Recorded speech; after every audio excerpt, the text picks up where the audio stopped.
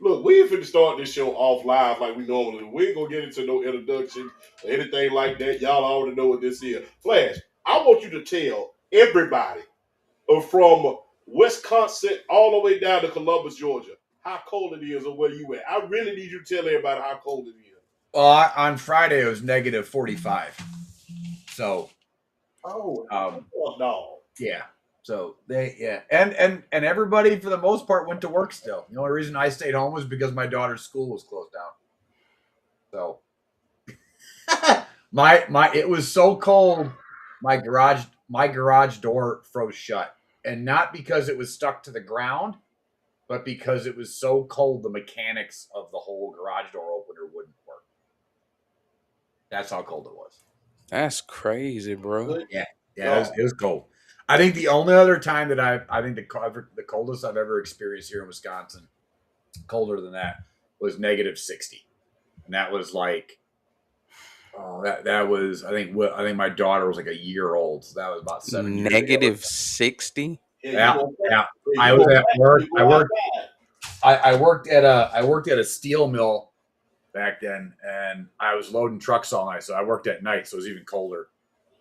And it was so cold, like the building, like the pipes were bursting, and it was like the building was failing.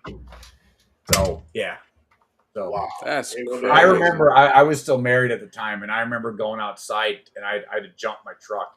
And at the time I had a really nice truck, and I'm jumping my truck, and I walk back inside, and my wife at the time, she goes, "What the fuck are you doing?" And I'm like, "I'm going to work," and she goes, "No." They were literally saying on like the TV, they're like, if you go out and you get like your car stalls or whatever, like there's nobody coming to get you. Like it's too cold.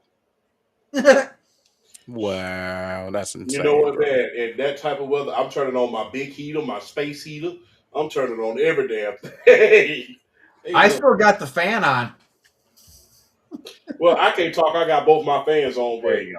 you Yeah. still. It's only it's 45 degrees here, not negative 45. Like It's what where you're at, hell yeah, it's wet. man. It's been in the 20s here. Damn. That's it. Yeah, it's been the 20s here. I think That's the it. lowest. I think they got us down in the teens this week. I'm not gonna lie. I run outside. I get my It's exercise in yeah, in the morning. yeah. It's supposed to because it's supposed to get colder like tomorrow here too. So yeah, we'll. It wouldn't shock me if we were in the teens tomorrow. Yeah, I ran outside this morning because it was like 32 degrees outside. I ran outside this morning, got my sprints in this morning. Them two 20-yard sprints. Because I sprinted to my car and then sprinted back to to my apartment building. And it slid that damn door open. So I ran into my apartment this morning. It locked the damn car back and turned the heat It Mm. on, is and then ran back in the house. All right. Okay. All right. right Quick. now. It is. It No, is. go It is ahead. officially 6 degrees, but it feels like it's negative 11 right now. How do That's what you it's feel? right now here. You Here gotta we go go. out there with Jackson, them goggles Wisconsin. on. What'd you say? You gotta go out there with them goggles on too, don't No, I just wore a vest outside and like this. In the great words of my grandfather, hell, motherfucking no. I'm kind of weird. I'm built different. Like not today, I had a scarf or whatever, so like this part wouldn't get cold. But like I today was, I will say Friday was bad. Like normally, I mean I've gone to a Packer game where it was negative 30. Um, You were singing the suite, right? no, I can show you pictures of that. I was there. I was there. No, I was bundled up for that game, but yeah, like that was against the Niners back Mm. in oh 2018, I Damn. think. Negative 30, something like that. Yeah. Yeah. I don't know. We're different up here. Why do you think I don't give a shit about what comes out of my mouth? I gotta deal with that in the winter. I'm just kind of like, oh, whatever. Freezing my ass off in the morning like that. Negative. Man. It's not so bad. Like the worst part, the funny thing is the coldest I've ever been at a football game wasn't in Wisconsin. It was in New England. Mm. So I went to the 2013 Sunday night football game where it was the New England Patriots versus the Denver Broncos. So this is when Manning was still there, and this was the 24-0 comeback by Brady and the Patriots on Sunday Night Football. Yeah, I remember that. I was at that game, and the day before I was walking around downtown Boston in shorts and a t-shirt, and the next night it was 34 degrees, and it was 56 to 58 mile per hour winds. And Okay, so 2013, that was Peyton's first year in Denver. I think so, yeah, first or second. Yeah, I think that would have been his first year because the second year was the 55 touchdown year when they lost to Seattle in the Super Bowl. I'd have to look and see. I think so. I got pictures of me at that game too. 20. So yeah, that was the coldest I've ever been. I paid at the time. I sat 7th row, 50-yard line behind the Patriots bench, and I paid $7.50 for that ticket. And I was so cold. I was at halftime. I debated going to sit back on the bus. I was that cold, and I've never been like I've been to Packer games. It was the wind. There's nothing you can do about wind. If it's windy, it's terrible. But if I can go outside if it's -30, and if it's not windy, I'm fine. I'm taking my ass right back in the Bears. That being real, I'll never forget this snow. Never forget we went to Fort Dix of all places. So if y'all don't know what I'm talking about, that's the same place Puff is being held at. So we got stationed at Fort Dix of all places. And Of all places, he would get stationed there. in Fort Dix. Of all the places he would get stationed, he get there. There. So All the stories that came out about him, he was stationed there. Boy, I watched some of that documentary. No. So of all places, you get convicted of a crime that heinous, and you get stationed at Fort Dix. You cannot, bro. He's in I Barrett's baby oil. am convinced that God has a sense of humor. It's hilarious. Right. God, You get convicted. You get convicted of a crime that heinous, right? And you get stationed, and you get put in jail at Fort Dix. Yep. And Hey, imagine you coming home after all those years. Hey, let me tell you something. Fort Dix. Hey, that one outtake from the Fast and the Furious movies where The Rock got Tyrese, but Tyrese like, you better hide. Hey, hide your baby oil. You better hide your baby oil. Man, There's a method to the madness, though. I'm just saying. Peyton Manning's first year was 2012 with the Denver Broncos. Okay, it was 2012. Okay. 2012. Okay, cool. Okay. So That's right because the Falcons beat the crap out of them on the Monday Night Football. That's right. So I was there. Like I said, I've been to 2 Patriot games out in New England. I was there for that game, the 24-0 comeback, and then I was at the opener, Brady's last year in New England. So when they raised the 6 banner, I was at that game. Nice. Okay. That was how was that? How did that feel? Raising the 6 banner there? Yeah, how did it feel being there to have a banner raised? I mean, it was pretty cool. It was. We don't have a Super Bowl, so how's it feel to be like being a fan at your home stadium, being a fan of this team? You have all of this glory, and you are raising your 6th Super Bowl banner. Not to mention, look, the Patriots have the most AFC titles now. Mm-hmm. Yeah. It's a different. I mean, we're going to get to it because now they're going back again. But it's a different. It's a different crowd out in Boston compared to here in Wisconsin and Green Bay. That game, the whole first. So that was a Monday night game. I think I'd have to look back. It was I think it was a Monday night game. I can't remember off the top of my head, but the whole first half, I had some dude that was like from like Boston. He just kept going, Tommy, give him the heater, Tommy, give him the heat, like just yelling in my ear the whole. And dude, if I wouldn't have been in Boston, I would have turned around and punched him. I was so annoyed. Like, one, this is football, not baseball, and two, it's just like shut up.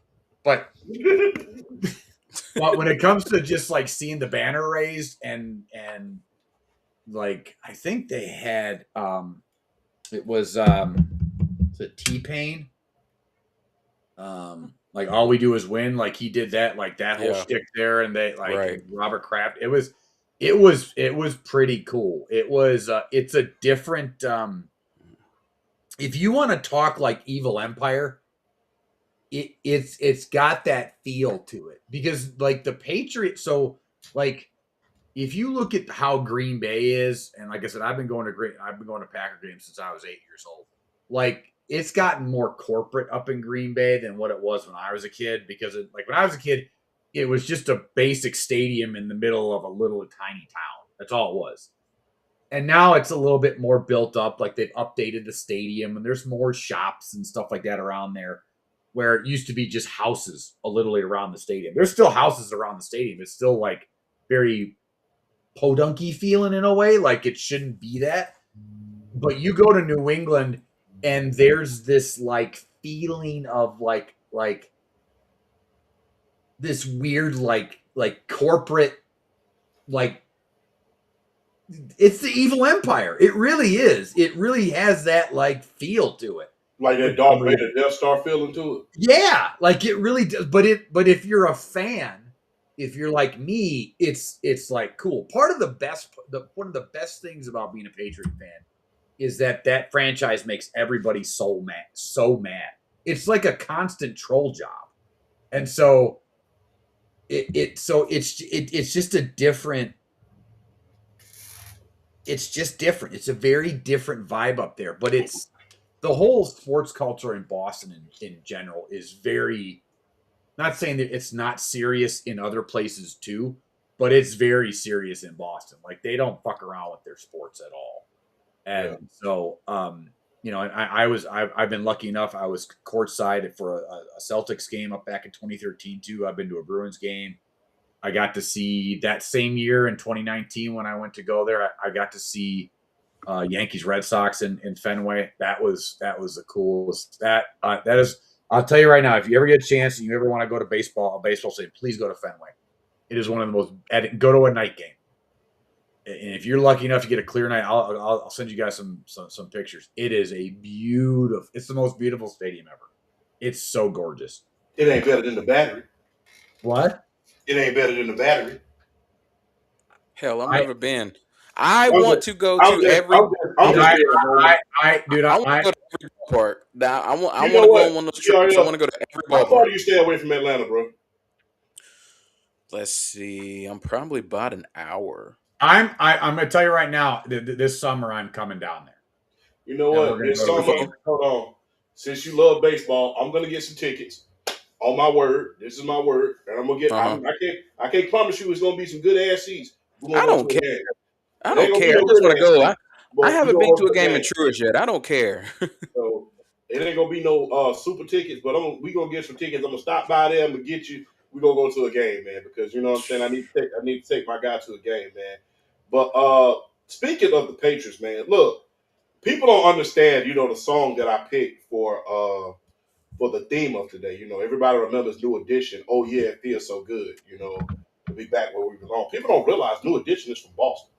Mm-hmm. People don't realize New Edition is from Boston. In fact, they kind of felt embarrassed at a certain point that, you know, they had to do a commercial with Magic Johnson. They wanted to do it with Bird. So they wanted to do it with Bird, but he said, you know, the commercial wouldn't have got the same feeling had it been with Bird from what they said, right? So, you know, especially with them being the kind of group that they was. But they're hardcore Boston fans. That's how come I chose New Edition. Well, we chose New Edition for them, you know. But speaking of that, man, look, this question is for you, Flash. This question is for you. This is for you as a Patriots fan, man. Patriots are back in the Super Bowl. It's just the beginning of the best part, win or lose for the Patriots. Like, is this the beginning of what? Like, It's just the beginning of like winning once again. I mean, you had a few years where it's just like, damn, are we about to pay for all this winning that the GOAT gave us? Kind of like the 49ers felt like that one year when they didn't make the playoffs with Steve Young. It was like, damn, are we going to have to suffer for quite a few years because of all that winning that we did in the 2000s? And look, not just the 2000s, even in the 90s, they went to a Super Bowl then. So, how does it feel to be back? And it's just the beginning of you owning your division once again. Everybody, don't understand that the AFC East used to belong to the Patriots. It was the Patriots. If you couldn't count on anything, you knew. Look, I already know who the division champs in the AFC East are going to be. And for a few years, it was Josh Allen. But now you're taking over the division. You've gone to a Super Bowl. You had one of the best records in the league at this point in time. You have a very, very young quarterback who had people are going to try to denigrate the run to the playoffs, to the Super Bowl. But you face 3 of the top 5 defenses in the league. And on top of that, with the Denver never happened, by the way. No quarterback has ever done that, by the way.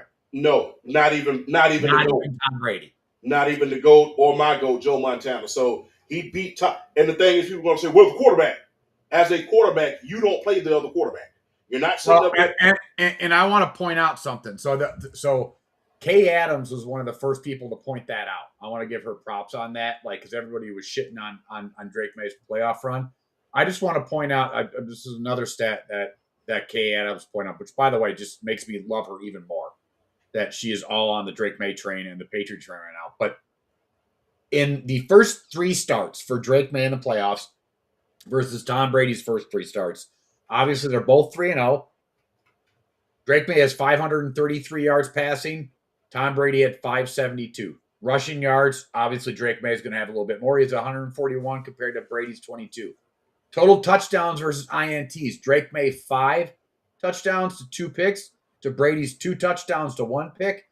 And Drake May's actually got a better passer rating at 84 versus 77.3. Just saying. Do I think that this is the start of something new?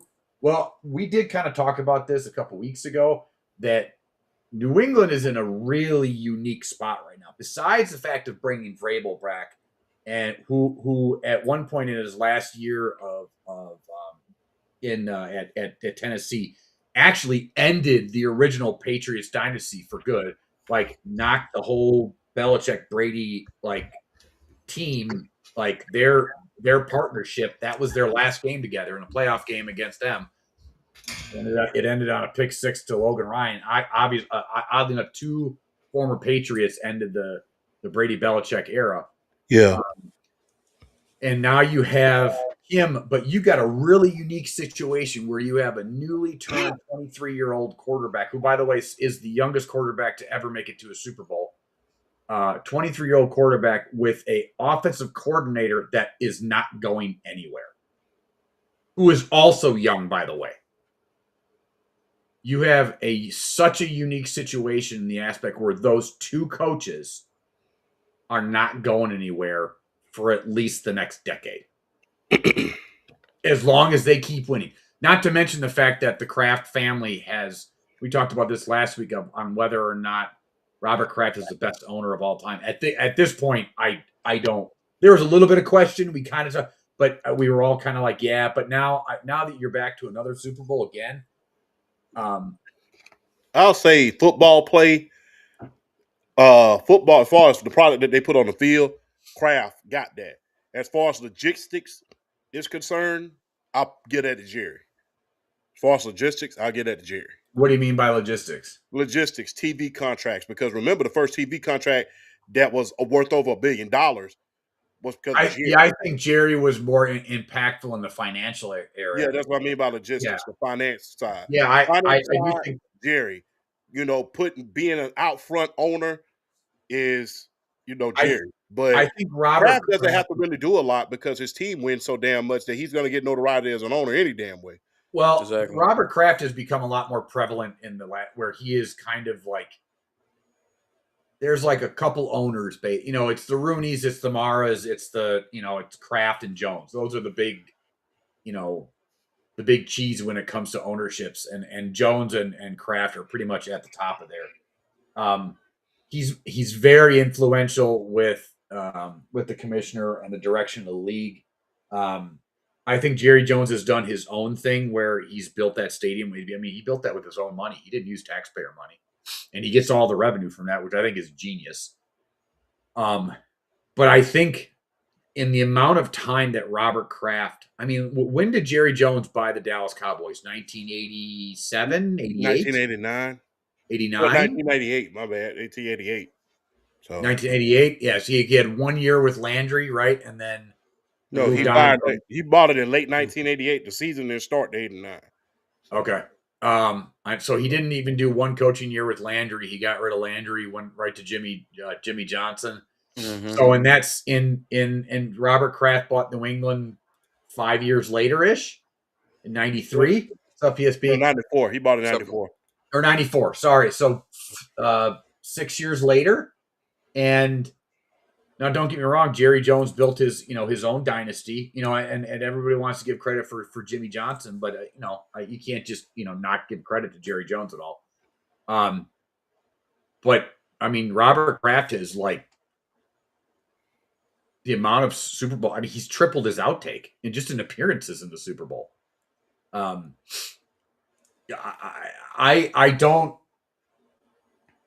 have never seen an organization in any sport make, and I said this last week, the tough decisions as quickly as the New England Patriots do. They realize that the 49ers, right? What? Outside of the 80s 49ers, I would say. I don't even I even think what New England has done even if you count during the Belichick era and the Brady Belichick era and then continuing into this era, they are one of those teams that is for franchise that either makes the decision a year too early, which is fine because you'd rather be a year too early than a year too late, or they make the tough decision in real time. They've moved on from Lawyer Malloy. They have traded some of their biggest stars.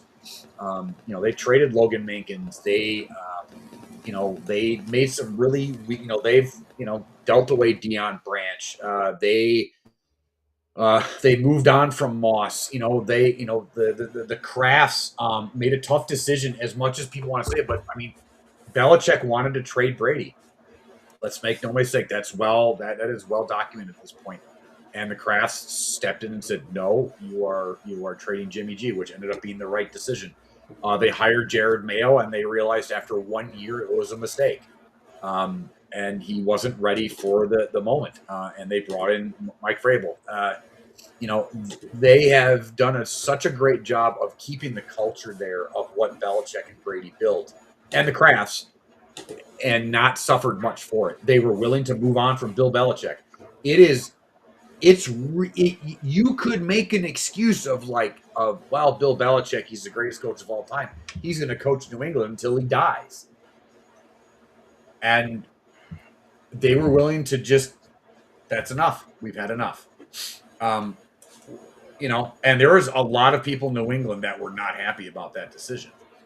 But it was the right call. And so that's the thing. Can you make tough choices as a franchise? And they've done that better than I guess even the Niners in the 80s. Because you got to remember, they didn't have the salary cap to contend with in the 80s. Yeah, that's absolutely, you're absolutely correct. And a correction earlier, thanks to PSP, I was able to get this right. Jerry Jones bought it in February of 1989. February 25th of 1989. I thought he bought it in late 88. So shout out to PSP for sending me that. Like I always say, just because he's not on the show doesn't mean he's not part of the show. So appreciate that, Sports PSP. But I think him and Eddie DeBartolo from the San Francisco 49ers, the old owner, not the new owner, because the new owner has to win his own Super Bowl. That's just being real. But the old owner of the San Francisco 49ers, Eddie DeBartolo, I think him and Robert Kraft, they're the two greatest owners in league history. because they were. I mean, people don't realize that they invented the salary cap because of Eddie DeBartolo. Because People don't realize they invented the salary cap because what he would do, he would find ways to circumvent the salary cap. Like he would have these big lavish parties for his players and give them all Rolexes. Mm. I mean, he would have these big lavish Christmas parties, give them all low Rolexes, Neiman Marcus suits. I mean, the way that the travel in the NFL happens today, it was because of Eddie DeBartolo. He was the first team with the big jumbo jet. They was the first team to have all of his suites, all of the suites and stuff like that. First team to have. They used to always say first class organization. That was the first ever first class organization. I mean, and they had astronomical salaries, astronomical.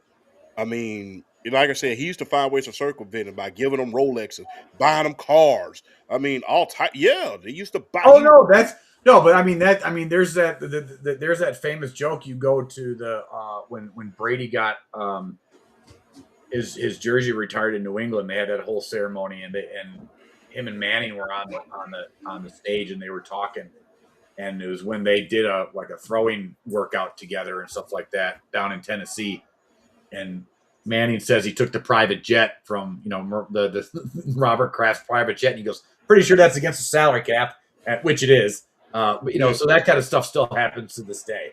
But nobody's going to turn in Tom Brady for taking a private jet. No. And plus, no, but I'm going to tell you who was notorious for doing it. Another owner that was notorious for circumventing the salary cap. In fact, it cost him 2 draft picks after Elway retired was Pat Bowen.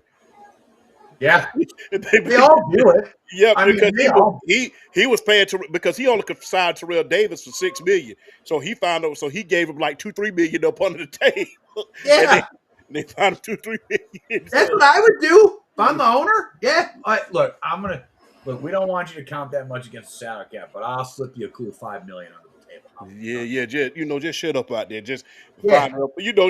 Just a little deposit here and there. What did Jesse the Body Ventura always say? If you ain't cheating, you ain't trying. I'm trying hard enough. Mm-hmm. But do I think this is the start of something a new where they dominate the division? Yes, I do. I think right now the Buffalo Bills are because right now they're the only contender in that division currently right now, and if they hire as much as the Brian Daboll Josh Allen relationship is supposedly great from his prior time there. If you go get Brian Daboll as your head coach, I'm not really, I'm not fearing for the AFC East crown at all. Not to mention, I don't think that GM right now in Buffalo I think he's on thin ice as well. So that organization is really in flux right now, where there's a really strong foundation in New England, even if they lose this game, which I actually think they will lose to Seattle, because Seattle's just such a good football team. But yeah, I think they are set up for the next decade right now to run that division again. Yay! I think that the Patriots will win this game. Really?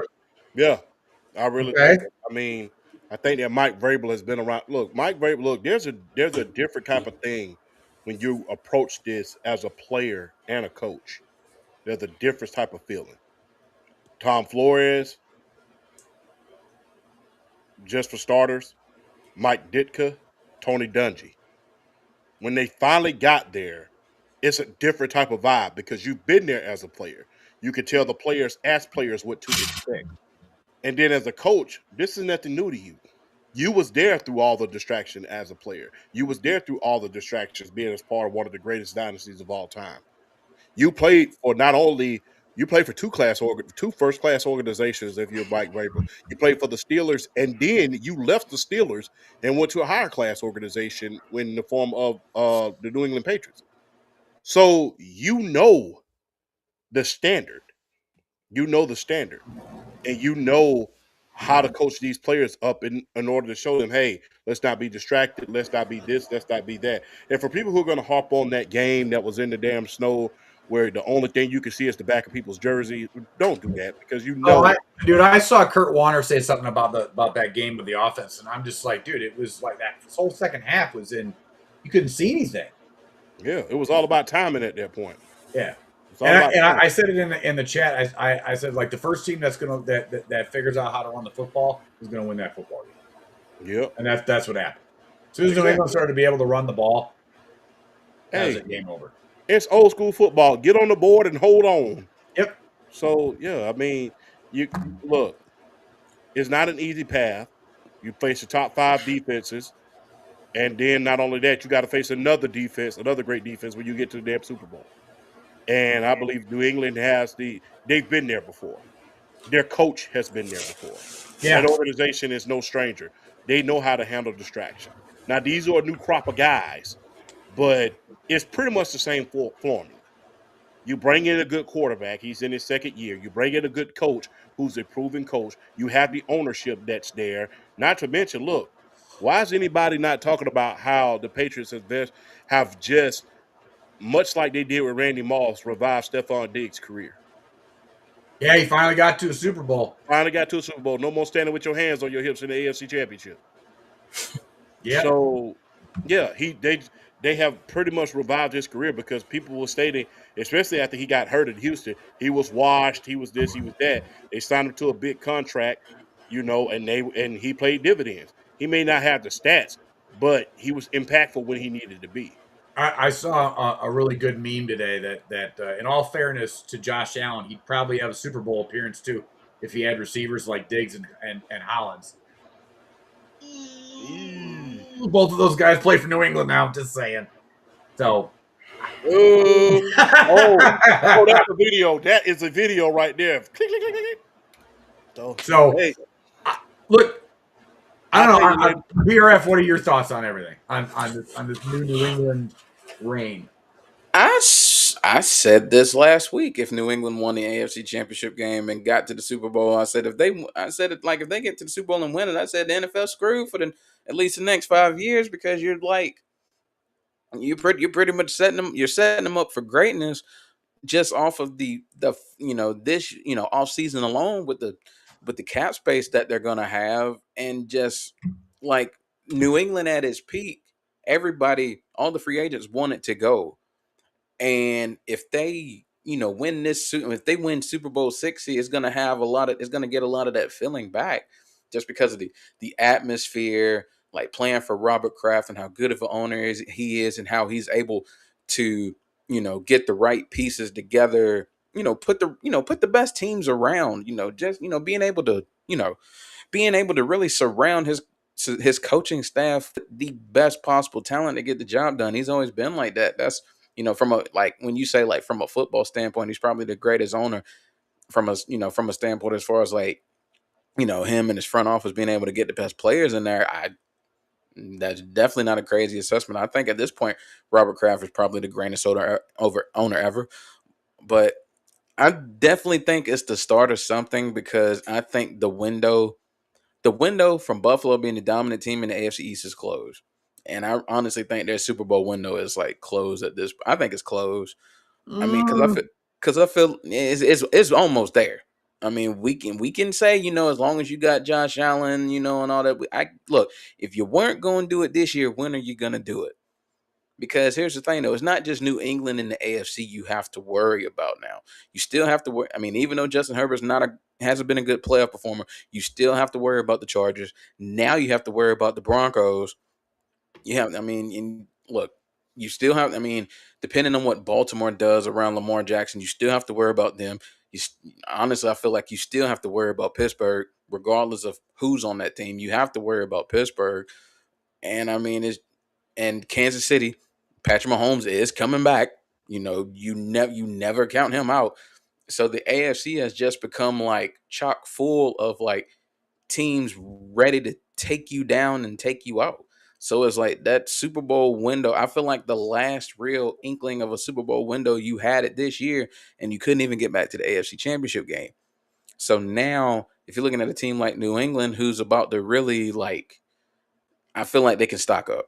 I feel like with the cap space, and New England's always been pretty good as far as getting talent in the NFL draft. I mean, I'm not a proponent of Buffalo still being this this dominant force in the AFC. I'm not saying they're not a good team. I just feel like it's going to take a little for Buffalo to get to a Super Bowl now. It's going to take a little bit of a miracle. I'm not even gonna lie. I think it depends on who they hire as their head coach. I really it's why I mentioned like if they hire Brian Daboll, I'm not worried. I feel where you're coming from, but I'm almost to a point with Buffalo where like I don't even think it matters who they hire as head coach. I don't trust them to And get there. you I don't might trust them be to right. get there. I might be trying to be a little, no matter what, how often New England got to the Super Bowl during the Brady era, I always went into it thinking they were going to lose just because I'd get so emotional about it. And I'm like, they're just going to lose anyways. So I don't want to sit here and be like, yeah, it's going to be another 20-year reign. Like because the one thing is I know how hard it is to win in this league. And I don't want to sit here and go like, oh yeah, but I will say this. I'm not worried about Miami. I mean, the Jets have been the Jets except for like a little bit of the Rex Ryan era, have been terrible for most of their history. And Buffalo, yeah, I think you're right. I just don't want to completely jump on that yet and just go, it's over. But I will say I'm not worried. Well, I'll say it for you. I think the Super Bowl window's over. I'll say it for you.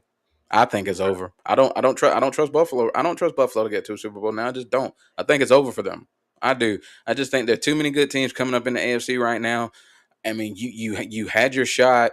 You really had your shot these past couple of years to get there, and you couldn't get it done. When are you going to do it? I think you got to show me. I think the only reason why I'm not 100% with you is because I think even a lot of the top typical teams right now in the AFC are kind of in flux. I think the strong conference right now is the NFC by far. Because if you look at it, Kansas City's in flux right now. They're in a transition with, just that they are bringing Eric Bieniemy back. Let's see how that works out. But, they're losing Travis Kelce more than likely. I don't know if he's actually officially announced his retirement or not, but, it's not like he's that big of he's not a big impact anymore in general. They're kind of transitioning in other areas too, is whether it be skill players. Baltimore, I know they hired was it Brian Flores? Did they hire Brian Flores? No, who they hire? Have they hired anybody yet? I don't think they've hired anybody yet. No, they ain't hired nobody yet. They ain't hired. They don't have a head coach yet. They haven't hired anybody yet. Brian Daboll, he just went to Brian Daboll just went. No, that's right. Brian Daboll. I don't even think they can get Brian Daboll. He went to Tennessee, didn't he? He went to Tennessee. No, the Ravens hired. No, the Ravens hired Jesse Minter. They hired Jesse Minter. That's right. They did hire Jesse Minter. I look at them. They're in a transition right now too. There's a lot of do they need to retool everything? Cincinnati right now with Burrow and that they're in flux. Pittsburgh just hired Mike McCarthy, which I've always kind of been a Mike McCarthy defender to a certain extent. But let's all be honest here. Like, we're running back McCarthy and possibly Aaron Rodgers again. They're not in a great spot right now. Indy, we don't know as good as that team was. We don't know, what they're going to do at quarterback. Are they going to keep Daniel Jones? Is it going to be healthy? And then Jacksonville, do we really trust Jacksonville and Trevor Lawrence right now? Not really. And we don't really trust, the Chargers. I think right now, I will say, I can't definitively say that Buffalo's Super Bowl window is closed just because I think the AFC as a conference is in flux. But I also, as a Patriot fan, look at all the very turbulent franchises right now in the AFC, especially the top teams, and I go, maybe this could be another 20-year reign.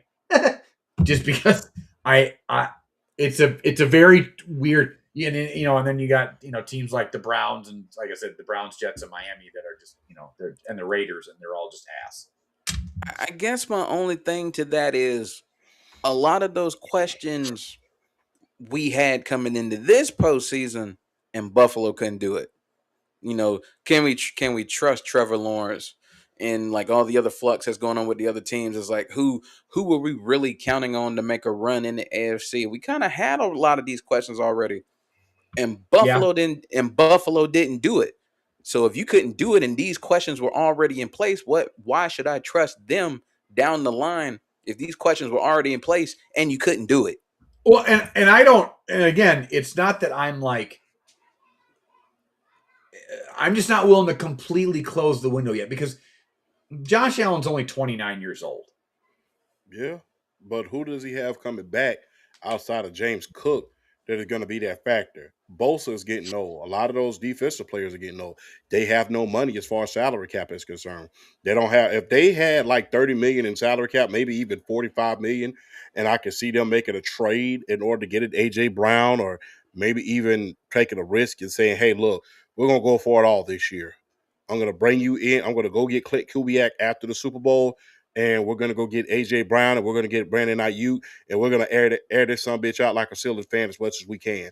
See, Now, I if they were I don't. able to do that, I would really just say, hey, they have at it, but they don't have any money to make any moves. This guy who's drafting the Bain, which he might as well be, That's right. Bain. He might as well be Bain because he's an abomination of a damn general manager. He has missed on the last 3 drafts. So And that's the point that I made before about I don't trust the GM. And that's where what do you have to look forward to outside of Josh You've Allen? And as we talked you've about had. Mhm. last week, and I think we talked about this.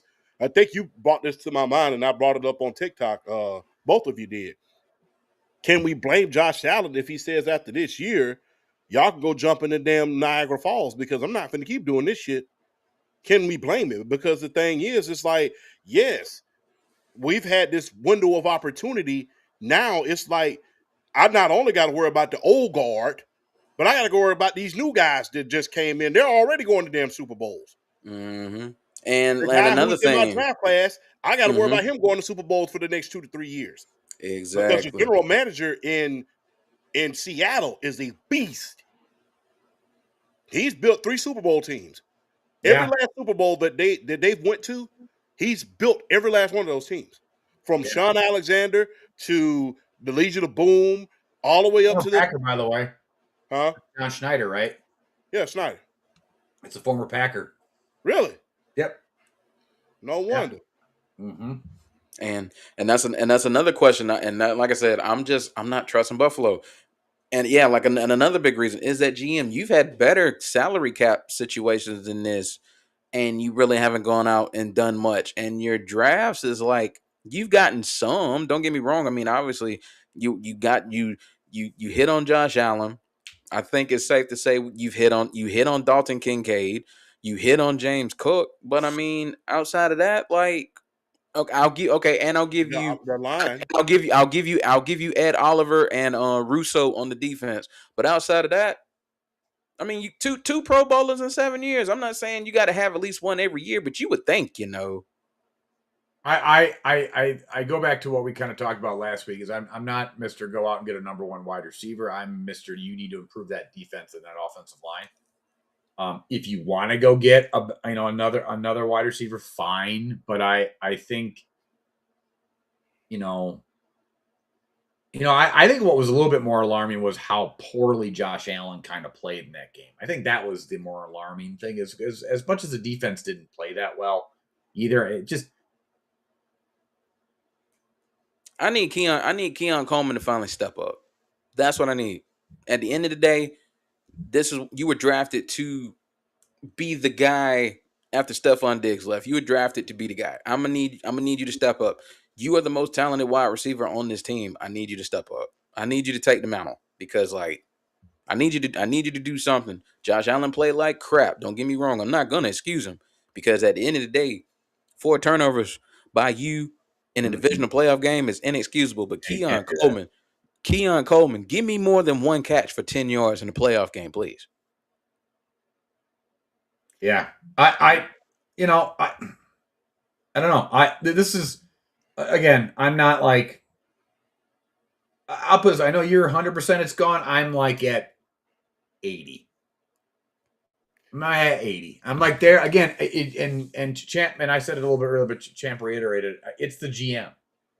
If I trusted the GM more to like build, or I think getting rid of McDermott was a mistake. That's just I do too. I think it was a mistake. I know we've been doing this You show for a released while. him too What? late. You know why? I wish he would have lost early in the playoffs so we could have got him. Nah, we I would have preferred and McDermott over and off. I feel like with that over team, Stan. an offensively minded head coach was the way to go this time for Yeah. us. So I was BRF on that one. and Over offense, I yeah. like McDermott, but I don't. Yeah, because if we bring in, if I feel like, because to bring in a Sean McDermott, then you have to go kind of pay for like an elite offensive coordinator.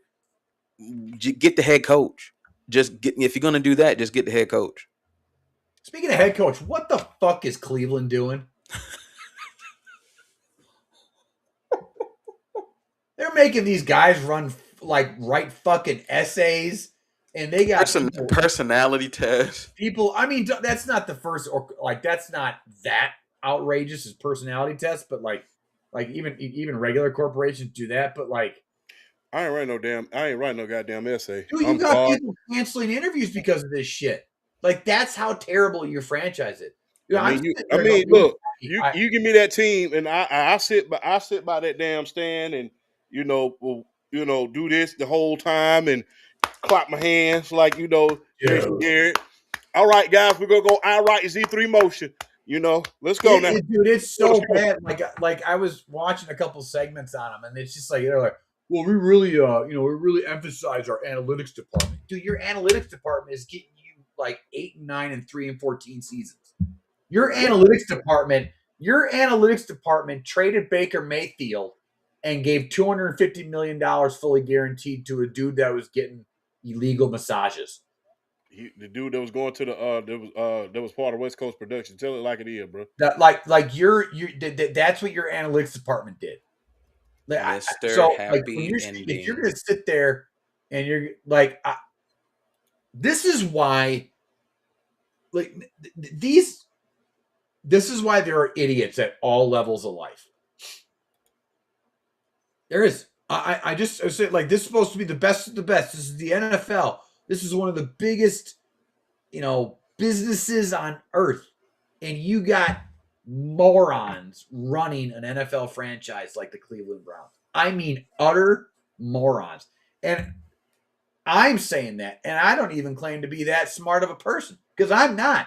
But these people are so stupid. And I just go like, you could have handed me that franchise at 13 years old, and I could have ran it better than these idiots do.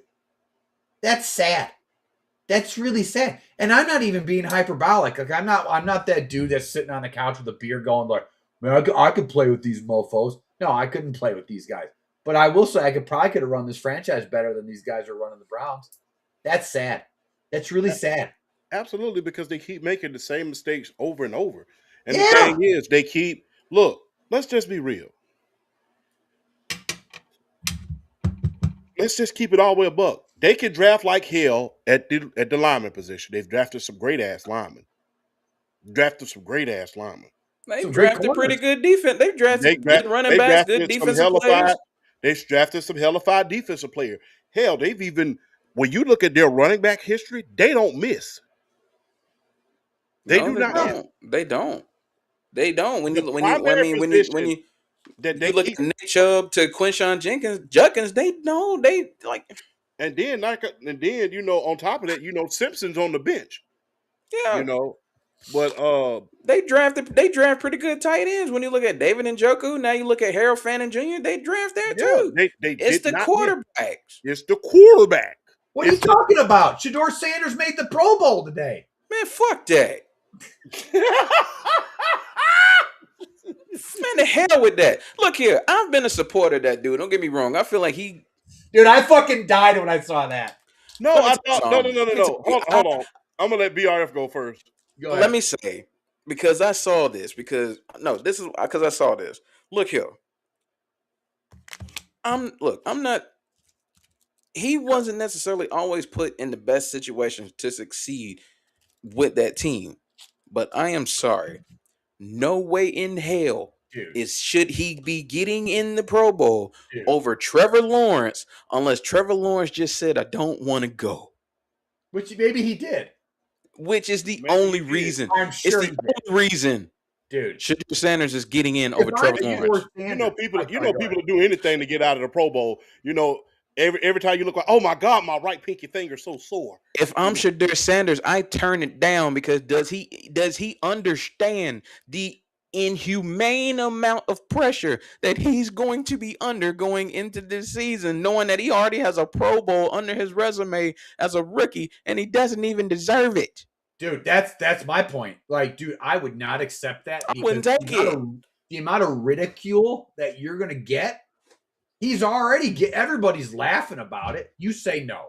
You if I'm Dion, you come, dude. You just have a discussion. You know, you got your little family dinner going on. You just go, son, this is not one of those opportunities that you need to take. This is one of those that no is a full sentence, and you just move on because you can't take that. You can't take that spot. You just No, you can't. You can't do it. Just say no. I think honestly, if Trevor Lawrence can't go, I think if you look at the AFC quarterbacks out there that's like available and it could go, let Aaron Rodgers get the spot and just keep it pushing. Yeah, you do something. Here's the other thing too. I think if Shedeur Sanders says no and comes out and says like, "Look, I appreciate the offer, but I don't feel like I deserve this," dude, that would go such a long way. Holy shit! Like, I just, at this point, get rid of the Pro Bowl. Yeah, at this point, yeah. Well, Let me tell you something. Look, I used to be such a fan bring of the back Pro Bowl. the All Madden team. Bring back the All Madden team. Let the press and the players and coaches vote on the All Madden team and bring in John Madden's son along with it. John Madden has a son. Guess what? Bring him in along. Bring in the best sports writers that you could possibly find. Have the players and the coaches vote on it and say, hey, we're going to bring back the All Madden team. And I think that would be a lot more in order to pay tribute to the great John Madden every single year. The Pro Bowl is really no longer. The Pro Bowl stopped losing its mojo in 1995. Yeah, That's when the players and coaches. No. That's when the players and the coaches stopped voting on Uh, it. And that yeah, means more. Wait a minute. That means more when you have your peers sending you to a Pro Bowl or All-Star game more than it does fans. Because with fans, it's a popularity contest. yeah. With the players and the coaches, they're going to pick the best guy. And that's how come I say divide 50% of the vote to the players and coaches, divide the other 50% of the vote in the press, get the best writers that you can find, and say, hey, we're going to bring back the All Madden team.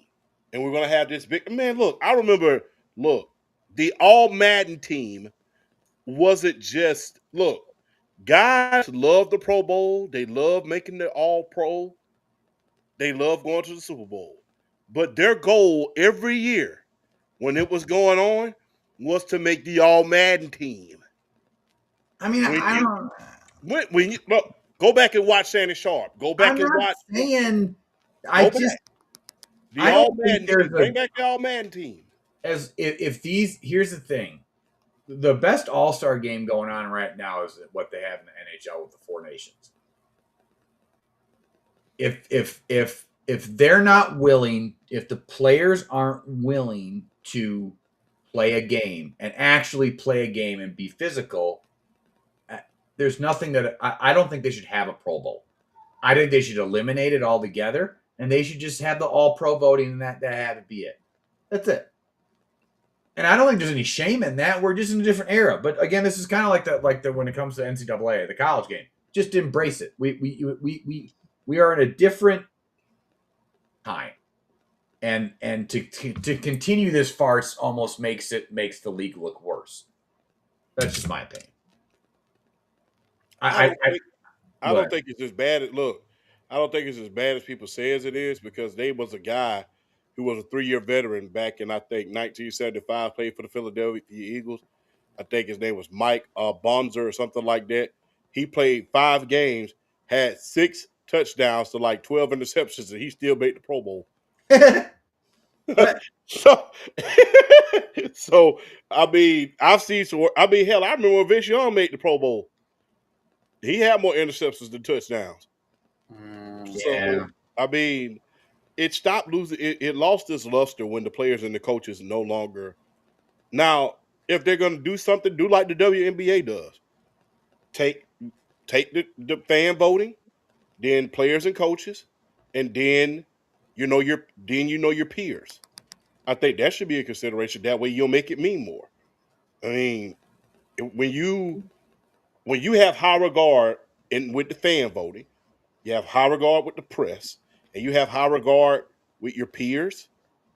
That's something to behold. But you just can't limit it to fan voting at this point because the most popular guy is going to get in there. And can you imagine if Sador comes out there next year? And I'm a Sador fan, by the way. Before anybody hops I on want the my kid to succeed too. By the way, I do But too. yes, but at the same time, 7 games, 7 touchdowns, 10 picks. I ain't got a I, problem with it, but at the same time, because I've seen some worse shit happen at the Pro Bowl. But yeah, take it out of fan voting, saying because the most popular guy is going to win every time. I think my thing is I just want a game where players try hard. I don't even really care. You could do like the second year players versus the first year versus the rookies or something. I would just love a game where everybody tries. That's it. And I think that's my biggest problem is that nobody tries. It's like it's like the NBA All-Star game. Nobody tries. It's just a lob fest, and it's just like it's and I think that's the part that sucks. Like I remember watching old NBA All-Star games and like it used to be dog fights. yeah. It And used to be and dog like fights. even in like the late 80s and early 90s, the Pro Bowls, like guys tried at least. Well, the money was I think Horace Grant summed it up. He said back then the money wasn't there per se. So, Yeah. you knew that if you won the All-Star game, you was going to get a major bonus. And that was another like $250,000 that you was going to be able to It could throw be, in your yeah. pocket. So, I mean, there was incentive in order to get to the finals. That's why guys were working so hard to get it because, you were going to get a championship ring and you was going to get a big ass bonus. I mean, can you imagine you making, you signed for a 6-year, $6 million contract, and guess what? You won the NBA finals. Now you're going to get another $1 million in a championship ring. Yeah. So yeah, there was a lot of incentives that, but there's an old saying that goes along with it. Life is all about how you do once you get the money. And I think that the money, although it has went up and the athletes are great as they have ever been, I think there's something to be said about the competitiveness of the player. Because now it's back when I was a child, and I don't mean to be an old man, but I'm older now. But I'm just being real. You're not gonna outrun your age. No. But when I was younger, it was all about, hey, if this guy made the Pro Bowl, he wanted the best of the best. Yeah, it's not that way anymore. It's not that way anymore. It's just pure popularity contest. It's like, damn, how'd he make the damn Pro Bowl? The other part too is I think you're right about the money aspect of it too. But and this ties into that. But I mean, I kind of get it from an owner and a coach's perspective. If I'm Robert Kraft, I don't want my 23-year-old quarterback running around in a meaningless game. I kind of get that. Like I get it. I just invested $1 gazillion in you. I don't want you running around and blowing out an ACL and there goes the next season. So yeah. But they played hard, but they didn't go around and they knew where to draw the line. It's just they played hard enough, but it wasn't one of those situations where we're going to go out there and kill the hell out of you. Yeah, that's true. And I miss the Pro Bowl jerseys, man. I mean, the Pro Bowl jerseys was just wicked. Mm-hmm. The Pro Bowl jerseys was wicked.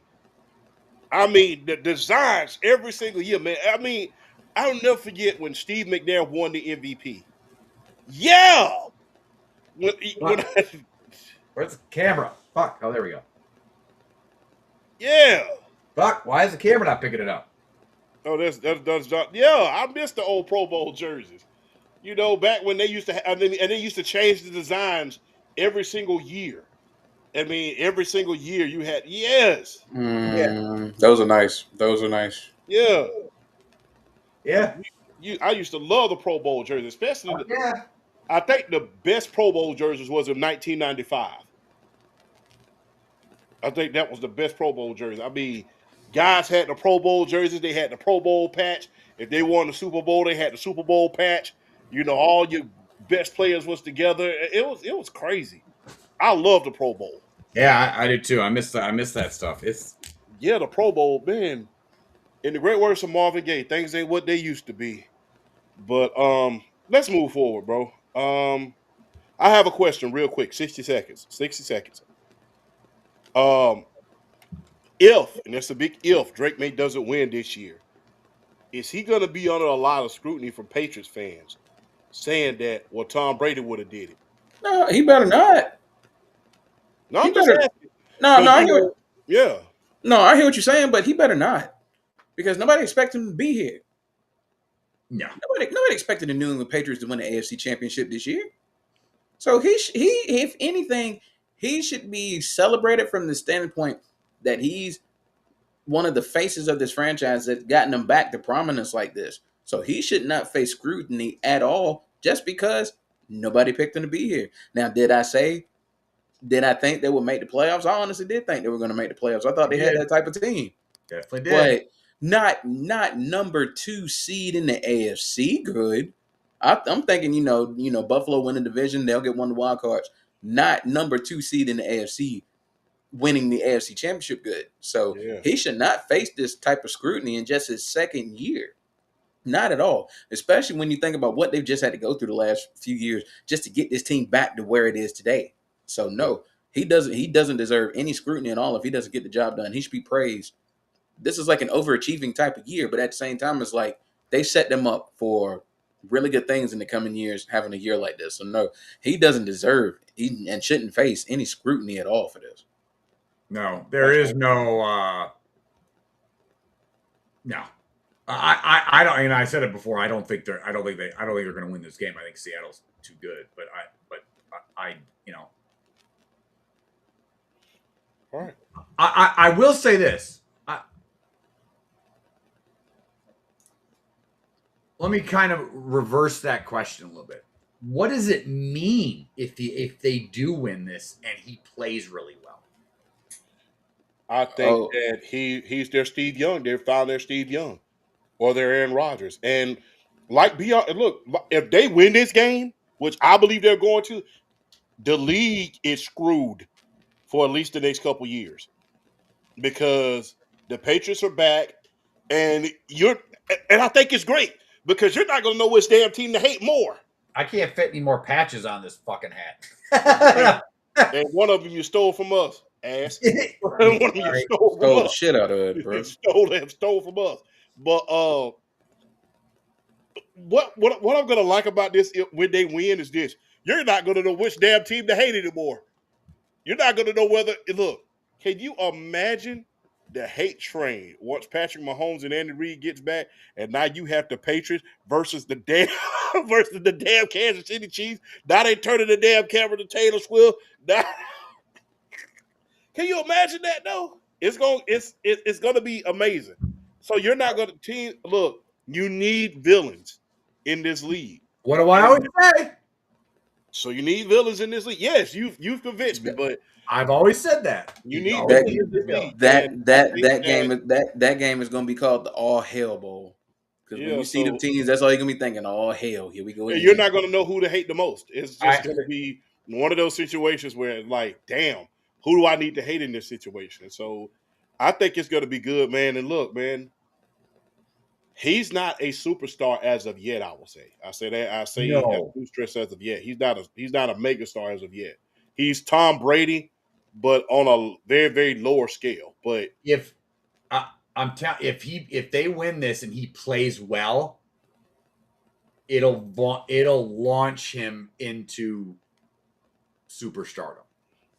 It will. I think it'll be because what he's already got a little bit of his wife's got an amazing social media following. Like the comments under her TikTok videos, she does literally like baking and cooking videos. And dude, their comments like Giselle never cooked for us, blah blah blah. Like they adore her. Like she looks like the sweetest person on earth. So, and you combine that with him, and he's very humble, and like if he plays well, dude, it's just gonna be wow, brother. If he wins the Super Bowl, and not just that, if he wins the Super Bowl, MVP. Matthew Stafford got that on lock. I'm talking Super Bowl MVP. Oh no, if he wins that though, the 2024 quarterback draft class goes up even another notch with the level of play. Yes. The level of play from him Yes. and Caleb, and then you have to throw Jaden in the mix, and then Bo Nix. Just those four. I mean, just off of those four alone, Michael Penix is still incomplete. JJ McCarthy, we don't know, but on the strength of those four, you're talking about one of the greatest classes, almost already. You're talking about one of the greatest. You're talking about one of the greatest draft classes ever. I also want to point out. Go ahead, you finish. Sorry, but no, I'm just saying, like you're talking about the 2024 draft class for quarterbacks already being one of the greatest ever, and you still have a couple of incompletes. So just think if you have those four, and then imagine if Penix gets healthy and starts balling, and then JJ McCarthy becomes more consistent, and he becomes more consistent. Now you have all six balling out. You're talking about one of the greatest draft classes ever already. I just want to point out. I'm going to get that on a shirt. What? I just want to point out. I do say that a lot, don't I? We're going to get that put on a shirt. That if you look at the 2018 NFL draft between Baker Mayfield, Sam Darnold, Josh Allen, Josh Rosen. He don't count, bro. I'm just going for first round. I'm just going first round quarterback. Lamar Jackson was drafted last. Lamar Jackson, yep. That Sam Darnold is the first one to get to the Super Bowl. That's nasty here. And it's crazy because he was the one that was on track to be. He was on track to be the biggest bust of the quarterback draft. He's the first one to make it to the Super Bowl. No, Rosen was way ahead of him. You're thinking about it just from how Josh Rosen played. You have to look at where Sam Darnold was drafted. Yeah, but Rosen was drafted like 8th. It's not like I know, but Darnold came in with even more hype than Josh Rosen. Like they were kind of like they thought he could have been the one to really get the Jets going, and he just looked. I personally think Sam Darnold would have been a bigger bust than Rosen from the standpoint of the hype he was coming into the league with and coming out of SC. Josh Rosen, I ain't gonna lie, I wasn't expecting much out of Josh Rosen. I wasn't either. I'm just going off of pre-draft. I think Darnold would have been. I think Darnold would have been the bigger buzz. Josh Rosen just sucked. I think Darnold would have been for me. Would have been more of a bust just from the hype perspective. Yes, you're right. It's true. Like USC quarterback, exactly basically like golden boy type. Prototypical quarterback, prototypical height, build, all that. Arm strength, had it. And was like this close to being a bust, goes to Minnesota, revitalizes his career. Now he's in Seattle. Safe to say he's playing like a top 10 quarterback of football? I mean, I don't see why not. I think it's one of the most honestly right now. If New England loses and Seattle wins this, and even let's go and say like Darnold is Jim Plunkett's a great. There you go. That's a great comparison. You look at. I mean, there's a lot of examples. You got guys like Rich Gannon, Brad Johnson. Guys like that have been outcasts. I mean, he's on his 5th football team Already. You know what's so funny about Rich Gannon and Brad Johnson and Sam Darnold? What? All of their careers got revived where? In Minnesota. Yeah. Minnesota. Well, I Yeah. mean, no, I'll say Rich Gannon. He started at Minnesota, and then I think Oakland kind of like. Yeah. But yes. But if you look at how Gannon played in Minnesota, like before he left, yeah, he was like there was something there. Yeah, there was something there. Yeah, and you can see it. But this goes to good coaching. Yeah, because his coach was Dennis Green. So I mean, he started in Minnesota. Brad Johnson was in Minnesota because remember Brad Johnson had him too. Yeah, because remember Brad Johnson. In 1998, it wasn't supposed to be Randall Cunningham. It was supposed to be Brad Johnson, and then I think he got hurt. Randall Cunningham took over, and the rest is history. I never forget what that damn Chris Carter said. He said Randall Cunningham played so good. I forgot what Brad Johnson hurt. Forgot what he hurt. He said, I forgot what he hurt. He said, usually when your quarterback's out, hey man, 2 weeks, 3 weeks. He's like, shit. He said, man, Randall Cunningham was playing so well. I forgot what Brad hurt. I'm like, well, hell, he can't come back. He the only one that can get the ball to Randy. I forgot he played 1 year in Washington and then 4 years in Kansas City before he went to Oakland. To Oakland. Wow. Yeah. And Marty Schottenheimer, there was a big old quarterback controversy between him and Elvis Grbac. Mm-hmm. Yeah, because they held that against him very much. God bless his soul, Marty Schottenheimer, because remember, Rich Gannon was playing well that year. He was playing real well. And he's like, man, the quarterback's Elvis Grbac, because, back then, quote unquote, you couldn't lose your job because of his injury, although Joe Montana lost his job. But but I digress. But there was an unwritten rule, you can't lose your job because of an injury. But if Drew Bledsoe doesn't get injured, we don't have Tom Brady. Yeah, well, I mean, like I said, I always say this. They say you can't lose your job over an injury. If Joe Montana can lose his job over injury, anybody can. Anybody can lose their job to injury. And is it the greatest comeback story in history? In NFL history? I will have to say yes, because the thing is, you went to not one but two just shitty ass franchises. Excuse my language. You went to two shitty ass franchises. You went not just to the damn Jets. You went to the damn Panthers, and you and Baker Mayfield both got lost in that situation in the shuffle. Then I want to point out his second. So he only played 3 years in with the Jets. Yeah, his last year wasn't that great. They went 2-10, but his second year, his stats weren't that bad. They almost made the playoffs his second year. Yeah, they were. I don't know, but his record was 7-6. But he threw for 61 point. His completion percentage was 61%. He had over 3,000 yards, just over. He had 19 touchdowns and 13 picks. That's not terrible. No, that's not no. Considering what the Jets were, that's one bad year, and then. And like I said, he went to the Jets, and then on top of that, went to the Jets, then went to Carolina with David Tepper, those idiots down there who couldn't, whatever. But then finally got some coaching to San Francisco. Mm-hmm. Then went on to Minnesota, got some better coaching. Got some even better coaching. Then went out there to Seattle, got you some awesome coaching. Got you some weapons too. Got you some more weapons too.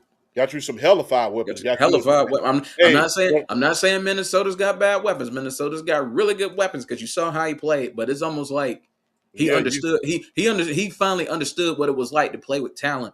And then he gets to Seattle, and then it just like everything just kind of clicked. Yeah, they gave him They gave him two. He got two miniguns back to back years. Because his first year he had Justin Jefferson, and then he went out there and they got JSN. I So think no, I don't think it's. I don't. With this is what I'll say. I don't think it's necessarily him having JSN. You want to know who I think has really helped him as far as being able to catapult his play? I think it's having. I think it was having K9 and Zach Charbonnet that's really elevated his play because of just having really. Because look, Aaron Jones is still a good running back. He's not K9. And if you look at, I don't think he's better than K9 right now. And then you look at Zach Charbonnet as the number 2, and what he's been able to do is having those guys. And Sam Darnold, in my opinion, has always been a really good play action quarterback. So it's having really good running backs to really enhance the threat of the play action has really helped him take off. And then just JSN, like I was on JSN like when he got drafted, and to see him succeeding now, like I'm not shocked. I was a JSN fan when he was at Ohio State. I felt like he was better than Marvin Harrison. I felt like the only reason Marvin Harrison Jr. was getting his shine was because JSN got hurt, because I thought JSN was a better wide receiver, and he's showing it like week in and week out. So I think it's him understanding what it's like to play with good talent at the wide receiver position, and now you have the running backs behind you in Seattle to help enhance that. Now you seeing full-fledged Sam Darnold actually like balling out and doing it. I would say it has to be out of him and Jim Plunkett, but another comeback story I don't think people talk about. Well, they talk about him, but they don't give him a lot of the credit. Was Trent Dilfer. Trent Dilfer was a good comeback story because remember Sean King took his position down there in Tampa Bay. You know, and I will never forget. No, he didn't take his position, but remember Trent Dilfer had that injury. I don't know if that's a comeback story or not, because I mean, let's be honest. Trent Dilfer played like shit during that Baltimore Super Bowl run. We won the bowl. I know. I want to look up his stat. And he was not good. He was not good, but that was the definition of a defensive carry job. Baltimore. That was the. I got to give credit where credit is due. When Tony Banks was in the game, they couldn't do anything. I mean, but they was able to get something going when he came in. They were. What was that? 2002? No, 2000. That's the 2001 season. The 2001 season for the Tampa Bay. Well, not Tampa Bay. Baltimore Ravens. 2001. The thing I remember about that NFC Championship game with the Tampa Bay Bucks, because remember Tampa Bay Bucks lost. The only thing I remember is being sitting with my dad. And remember Sean King was the quarterback back then, right? Yeah. And remember they could not get to him. I'll be right back. As far as the line was concerned, they couldn't get to him. No, they couldn't get to him. The line. I mean, that line was playing a hell of a fine job. And the only thing I remember, because Sean King just stood back there the whole time, and we kept on saying, "Take off, take off, take off. They're not gonna catch it." And he just stood back there, just took sacks every single damn down. Yep. Because if he would have took off at least like 2 or 3 times, that would have freed up at least a couple wide receivers.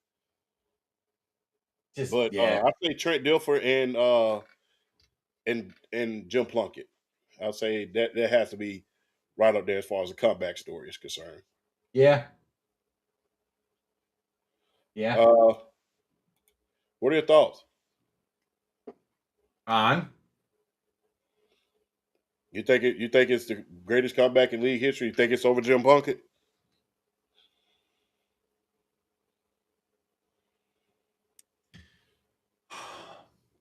Yes, because let me see. I want to look up a little bit. I haven't looked up Jim Plunkett in a while. Okay. People are going to ask why he's in the Hall of Fame, why he's not in the Hall of Fame. But if you really look at Jim Plunkett's stats, they're kind of terrible to say the least. So, he's a 2-time Super Bowl champion, comeback player of the year, AFC Rookie of the Year, won the Heisman Trophy, Maxwell Award, Walter Camp Award, just ran away with the Lords in 1970. Oddly enough, was drafted by the New England Patriots. Forgot about that. Yep. Is it? Boy. His stats were very pedestrian. I would say yes because Darnold played at a. I mean, he that was an MVP type season last year, It was. Yeah. and then you go into this year and he didn't have as much touchdowns, but Brady kind of touched on it a little bit last night. Like he wasn't great, but he was really good. If he can keep sustaining this, which I kind of think he will, I don't see reason why not. I think this is even if they lose, I think it's a if he sustains this for the majority of the rest of his career. Yeah, because I mean he's only how old is he? Because he was only like 20 years old when he came into the league, I think. Mm-hmm. He's only 28. Only 28 years old. So let's say he plays for the next 4 to 6 years at this level. That's a better comeback story to me. And and if he wins one especially, yeah. I believe so. And not only that, like I said, you started with the Jets and you was just a journeyman to say the least. Like you was just all over the place and you finally got coaching. And look, this just goes to tell you that coaching matters.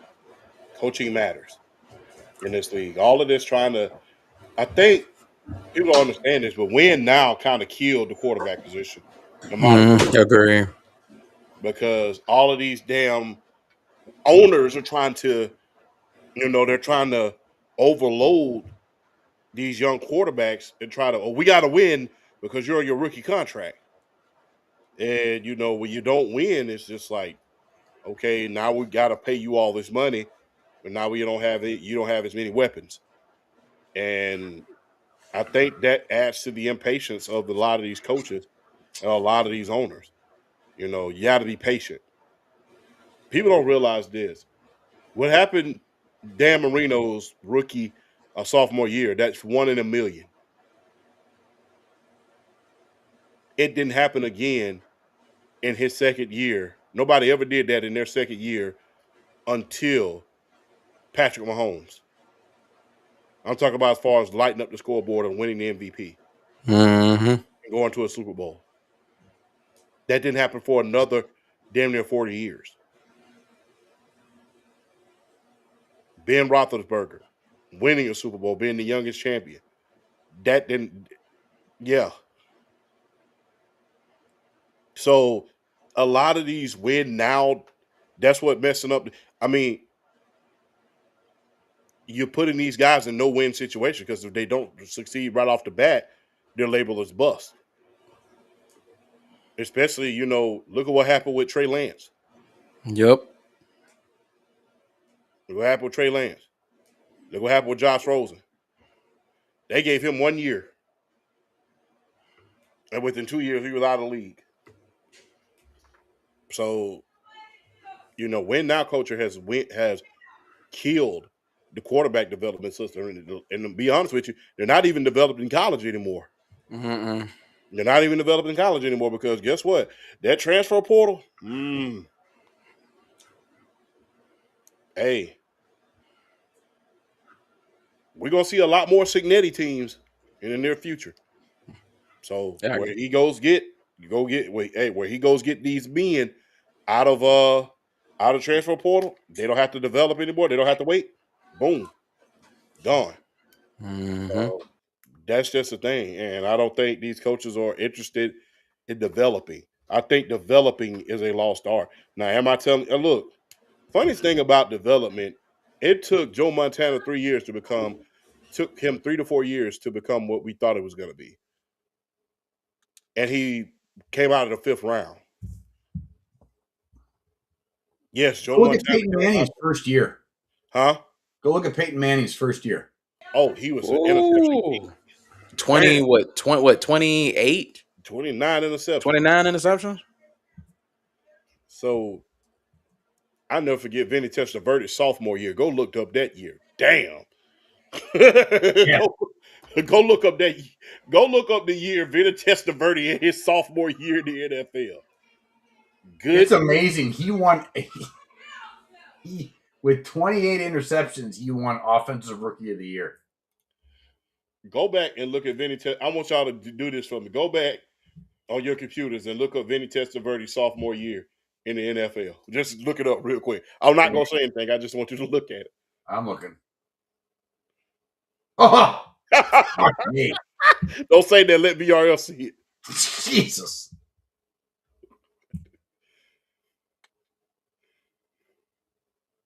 Oh, it's completion percentage too. You said Vinny Testaverde's second year? Yeah, second year, 1988. Oh boy, I'm scared what I'm about to see. Hold on. Let me see. Good Lord, kids, calm down back there, niece. Second, yo, my God. Oh, and that ain't even including the lost fumbles. If you add in the lost fumbles, he had 40. He had 40 turnovers that year. You know what's messed up though? Yes. You talk about a comeback story. You know, that Jets team, that Parcells Jets team, if he doesn't blow out his ACL, Yeah. that's a Super Bowl team. Yeah. Yeah, they honestly, I'm with you on that because like, And he had a great season. That you talk about how bad his sophomore. He had that was 1998. He was 12-1 as a starter. yeah, 61.5% completion percentage, 3,256 yards, 29 touchdowns, 7 interceptions. Yeah, like he was playing like an MVP. Yeah, he was. He was in the MVP. He was in the MVP because he was in the MVP conversation. Vinny Testaverde had an arm out this world. Yep. But you know what the problem was, right? Interceptions. No. You know why he threw a lot of interceptions, right? Wasn't he colorblind? He was No. colorblind. Yeah, he was colorblind. Yeah, I was just saying. I thought it was either it had to do with his vision. Yeah. Yeah, he was colorblind. So he couldn't, yeah. You know, so he didn't know the difference between 35 interceptions? I mean, but at least he had the excuse. I know, but Shit, damn. I mean, running back era. He didn't. I know, right? 47.6% completion percentage, 13 touchdowns to 35 picks. That's almost a negative 3 touchdown interception ratio. oh man, look, you think that's bad? You should see George Blanda one year. I remember one year he threw for 32 interceptions. Good God, No, bro. hold on. I think it was Frank Gilford. My bad. He's in the Hall of Fame. I think Frank Gilford had one of the worst years for a quarterback. God rest his soul. So Frank Gilford, yeah. I think he had one of the worst years for a quarterback. I never forget 1 year. Oh, there it goes. In 1959. Peep this. Hold on. I know them damn passing yards is here. I know they're here. So the most turnovers in the season, it's not Vinny Testaverde. It's Frank Gilford, is it? Nope, it's Brett Favre in 2005 with 36 turnovers. Hold on. I know something. Most interceptions thrown in a season. That's what saying. That's what AI is saying. It was George Oh Blanda. no, George Blanda. Okay, here you go. Wait, here you go. George Blanda, 1962 for the Houston franchise. 47.1% completion percentage, 2,810 yards, 27 touchdowns to 42 interceptions. This can't be right. This doesn't even list Vinny Testaverde. As a matter of fact, how the hell do you throw 42 interceptions? Hey, if you go from 62 to 65, he had 4 straight years of at least 25 interceptions. Damn. 42 and 62, 25, 63, 27, 64, and 30 and 65. Gee, boy. That can't be right. I don't understand how that's right. 42 interceptions. 42 interceptions. You didn't even try. You must have went out there and say he down there somewhere.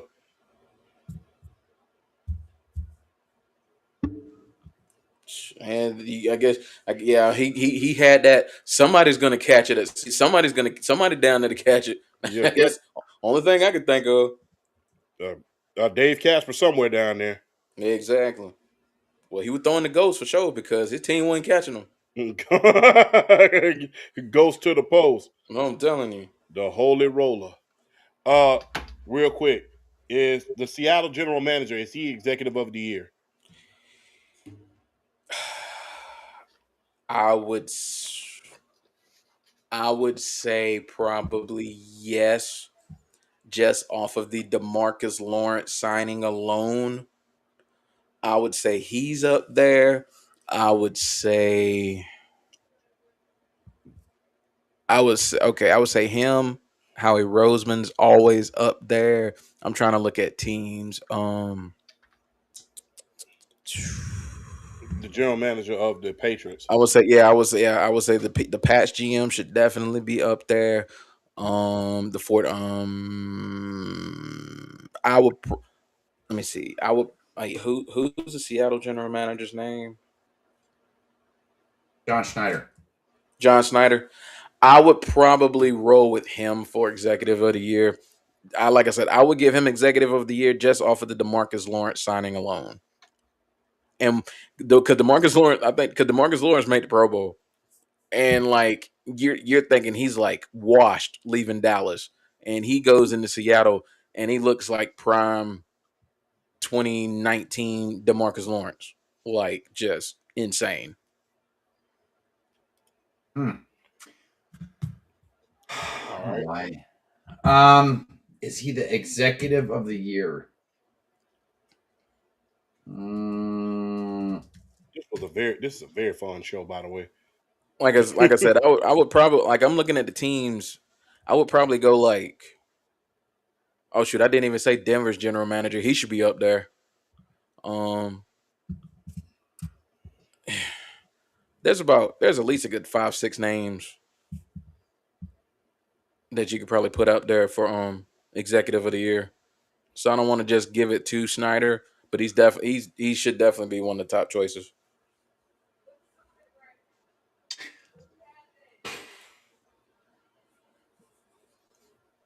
I think you have to kind of give it to him. I think the only other one that you could really hold on, I can't think of his name. Hold on. Either him or the Patriots, GM. No, I would say the other one would be Ryan Poles. Yeah, with Chicago. Yeah, I forgot about Ryan Poles with Chicago. Yeah. Honestly, now that you think about it, I would probably give it to Ryan Poles. I would say Ryan Poles or John Schneider. The only reason why I would probably side with a little bit of Ryan Poles first is because he built that whole roster and then went and got the coach. So yeah. I mean, don't get me wrong. That they're not. They got eliminated. But like Yeah, for me, it's not necessarily like. I don't think executive of the year should be based on if you like win a Super Bowl or not. I think you have to look at the totality of the year and how you built that and how you built the team, and then how it quantifies into how that team performed. I think is honestly now that you really think about it, Ryan Poles probably should win executive of the year. Do owners count in that aspect or no? I think it's just general managers. Yeah, I would probably go Ryan Poles because of like what he's done in the draft, like and then free agency, acquiring Joe Thuney in a trade, signing Drew Dahlman. It doesn't matter. It doesn't matter. PFW Association named John Schneider the executive. John Schneider. Okay. See, I probably would have given it to Ryan Poles. Now you think about it, but John Schneider absolutely deserves it. Yeah, I don't. I'm not hating on. I'm not hating on that at all. No, it's like I said. I think he gets like just off of the DeMarcus Lawrence signing alone, but then what he's done in the draft, like particularly last couple years. So this was like just what he's done building that Seattle team. I think them winning the NFC Championship is just a culmination of what he's done. Yeah. Go ahead, Flash. My bad. No, it's fine. Sorry, I'm trying to help my daughter or something real quick. I'm watching Raw. I am getting treated to a treat because for the first time in WWE, for the first time in their careers in WWE, CM Punk is wrestling AJ Styles right now with the World Heavyweight title online. So I'm kind of getting treated to a wrestling little treat here. So, The Royal Rumble is going to be very, very interesting this year, man. Royal Rumble. I think Royal Rumble. I gotta be honest. I haven't watched. I've kept up like just through like Bleacher Report and social media, but I haven't been able to watch wrestling. So far in 2026, WWE's cooking on both shows. I can honestly say that. So far in 2026, they're cooking on both shows. I'm not even. They really are. They are. Especially on SmackDown. I think right now SmackDown's probably the A show. SmackDown's been killing it. I mean, it helps finally putting the WWE Championship on Drew McIntyre. I think that helps a little bit too. Yeah, he won't hold it going into WrestleMania, but I think it was the right move. I saw that. Oh yeah, it was definitely the right move. Yeah, now the question because like now they're talking about what that is. Who the rumor is Roman Reigns is going to beat him at Elimination Chamber, but I'm not gonna lie. With it being in Riyadh, I actually. Yeah, I might think I'm crazy for saying this. I would not mind Sami Zayn winning the world championship in Riyadh. I wouldn't. And then Roman beating him at Elimination Chamber, I wouldn't mind at all.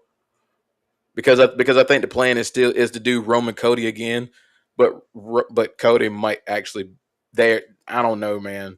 Well, there's rumors.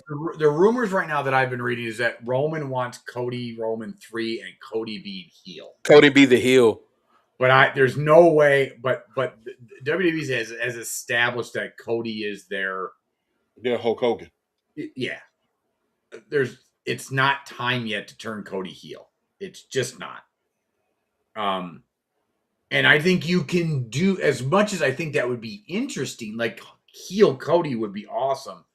I think you can do babyface versus tweener babyface type Roman character. Like, here's the other thing. Cody's really good at like doing that balancing act where he kind of turns it on a little bit, but he doesn't cross that line. But I don't really know what direction you go in. I mean, you have, to me, as much as I think Cody's the guy, I think the main event is Roman and CM Punk. I think that's right too. Because that's your real main event. We're going to do another show about that because we'll be here all night doing YouTube. So yeah, that's true. We will be here. We'll be here for the next 3 hours. I'll get going and then As much as I would love to hear y'all cook, we got to move on to the LA Rams.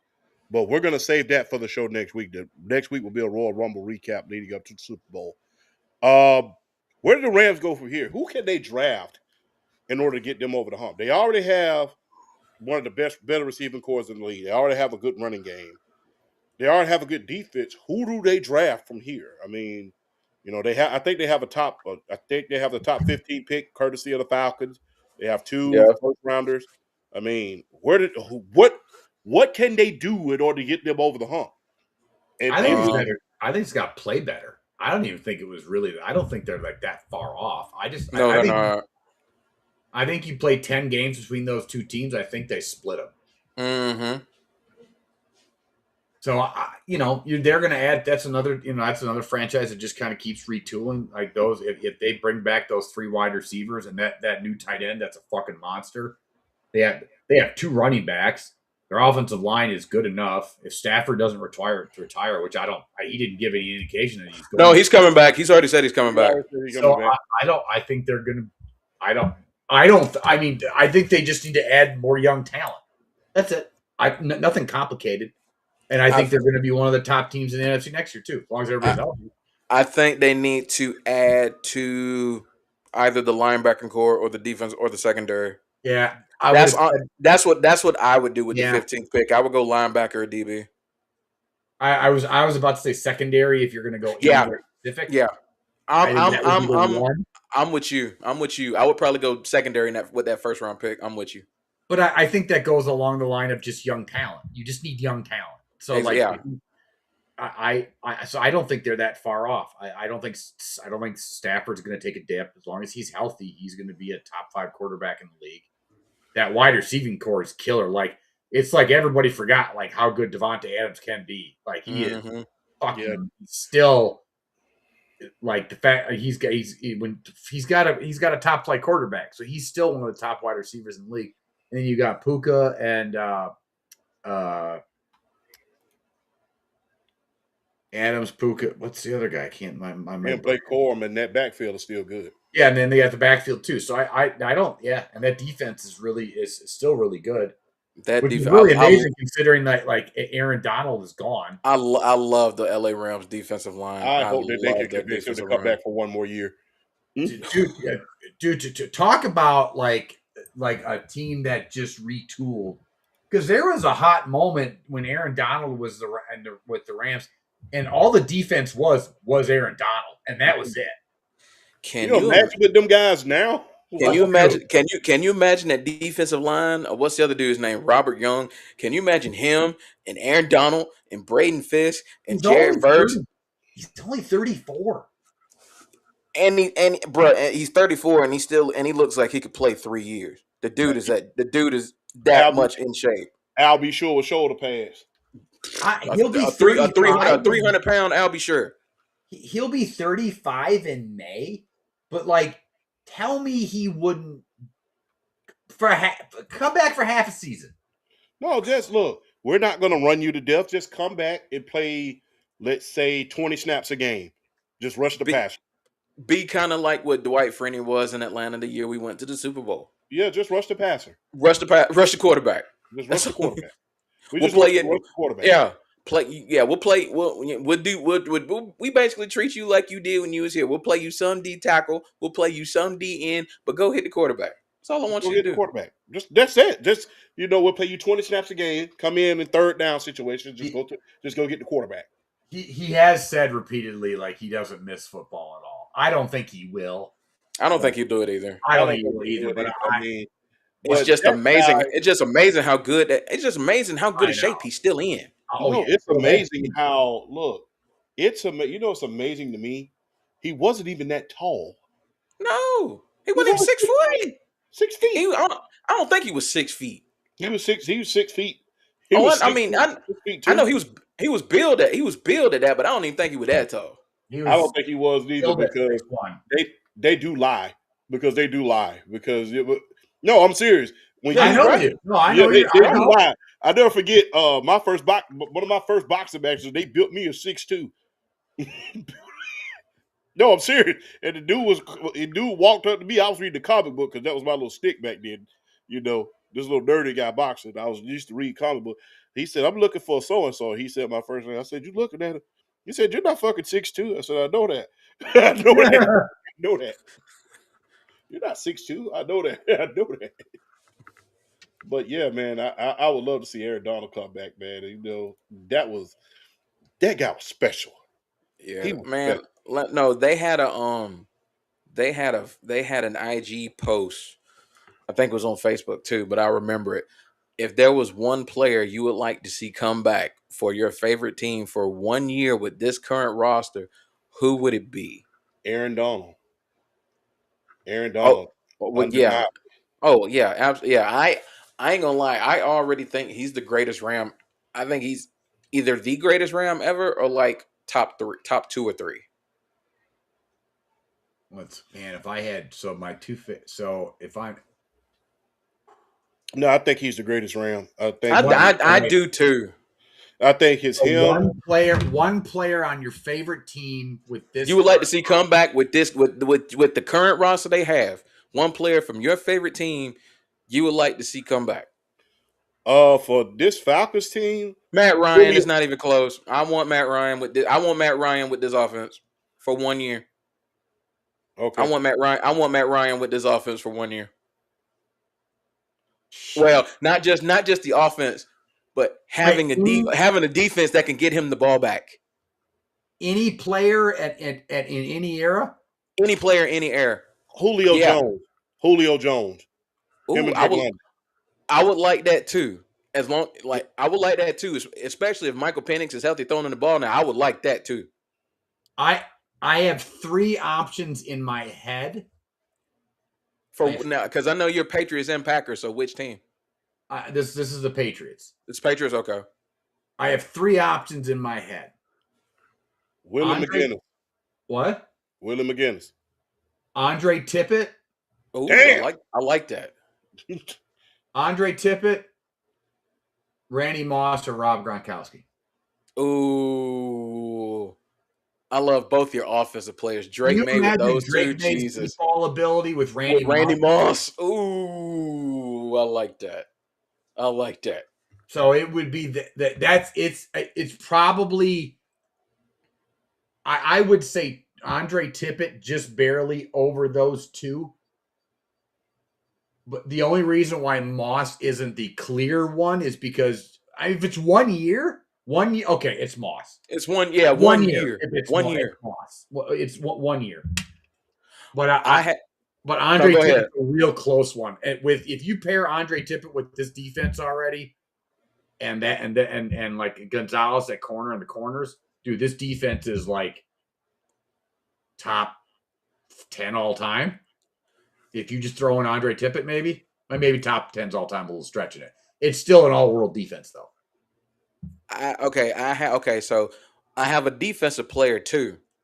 Matt Ryan's my offensive player. I would love to see Matt Ryan just with this offense as schemed. Even though he did get to play with Kyle Pitts 1 year. That's Kyle Pitts' 1,000-yard season. In case everybody forgot, was Matt Ryan 2021. My defensive player might shock you a little bit, but it makes sense because of how the defense is built. Hear me out, champ. Hear me out. You take Caden Ellis and you put him on one. You put him at one outside linebacker. You have Jalen Walker. Put him as the other outside linebacker. Put Jesse Tuggle in the middle. Oh, I'm like, you're gonna go middle line, Jesse Tuggle. Okay. Put Jesse Tuggle in the middle. I'm not gonna lie. I like that. That is amazing. Wait. And I got one more. If you didn't want to do that, if you think if you're cool with Jalen Walker, Caden Ellis, and if you want to play James Walker more as a linebacker, put John Abraham at the other defensive end. Yeah, but okay, but hold on. You're not doing Deion Sanders? Not necessarily because not necessarily. AJ Terrell in that secondary is pretty good. However, Deion on one side, corner of all time. Prime, because people say, "Oh, well, Deion had his best year." No, Deion had his best year in San Francisco. Yes, he was most dominant in Atlanta. Yeah. Deion on one side, AJ on the other side. Oh yeah, Jesse Bates. With Jesse Bates and Xavier Watts. I like Jesse Tuggle. That's a great call right there. But dude, he's the best corner of all time. He's the best corner of all time. I know, but see, I'm thinking from a strategy. I'm thinking from strategy and how the defense is built. But can you imagine what you have those corners and that safety, just how much that improves the pass rush? Well, those safeties, because Xavier Watts is a beast too at the strong safety. I know. So now you throw in. Yeah. Now, if I'm Green Bay, let's do Green Bay. We could do this fun. Do one defensive guy and one offensive guy. Mm-hmm. Julio Jones, him, Kyle Pitts, Drake London, Bijan, Algier. I like that offense. I do like that offense. Now, who would be your defensive player? Defensive player. Let me see. I want some John Abraham. I want some meat up front. So Roland Lawrence from the Grits Blitz defense, Hall of Famer. Okay. Roland Lawrence from the Grits Blitz defense. Okay. That him. Can you imagine him up front with those guys? You know what? You want to know who I was thinking about as far as an era before we were born? If I could take one player from like pre-80s, it'd probably be Claude Humphrey. Yeah. Ooh. Because he doesn't get enough respect for the as good of a defense as Claude Humphrey does not get enough respect and flowers as good of a defensive end as he was. He does not get enough respect. Yeah, because we kind of sucked back then. I know, but Claude Humphrey he sacked a lot of people. I think right now, if I'm Green Bay, the way the current team, I want to go Sterling Sharp. I want to. Yes. But the way that the offensive line is, you have to go David Bakhtiari. Oh, I like that. You have to. I like that. You're I never like going to that. get us like it. You have to go David Bakhtiari. There's I a like couple that. other left I mean, you could go back and do during the Lombardi those tackles, but Bakhtiari is one of the best. Like he's such an underrated. Like he does not get the justice he deserves for how great he was at left tackle. Yeah, David Bakhtiari was a really good tackle. I like that answer. On defense, the only reason I don't go Reggie White is because our secondary is so bad. So you go you go Charles Woodson. You go okay. I like You go Woodson. I like that. I like only that. reason it's not Reggie White is because the secondary in Green Bay is so terrible right now. That's the only reason. That's probably why for us I went Jesse Tuggle.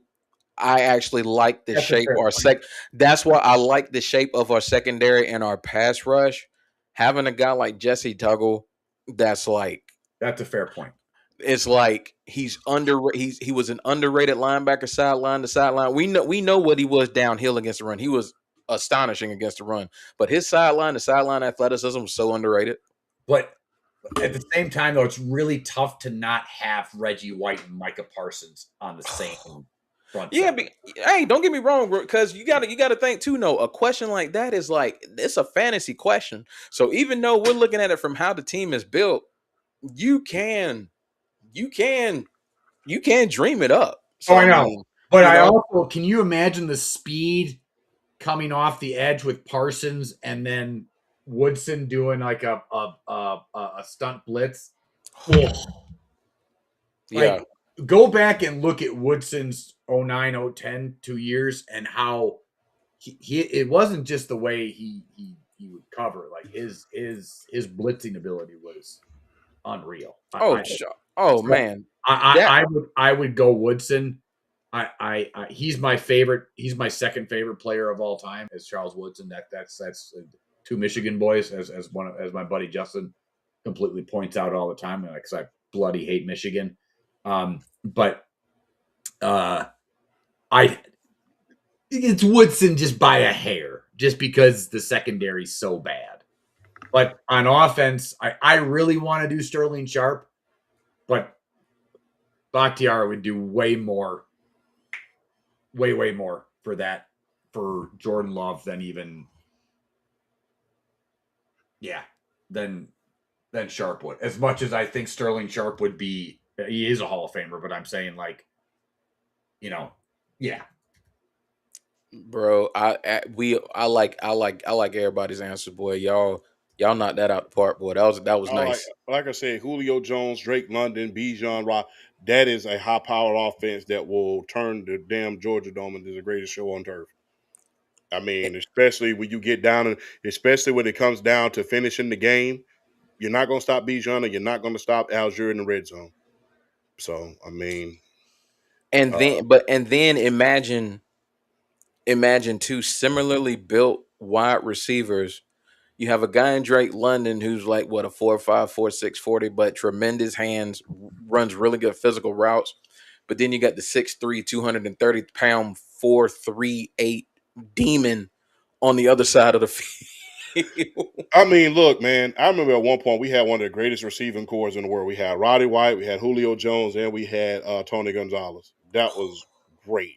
I'll never forget. Those were some years I was proud to just be a Falcons fan. I never forget. Look, I think it was 2010.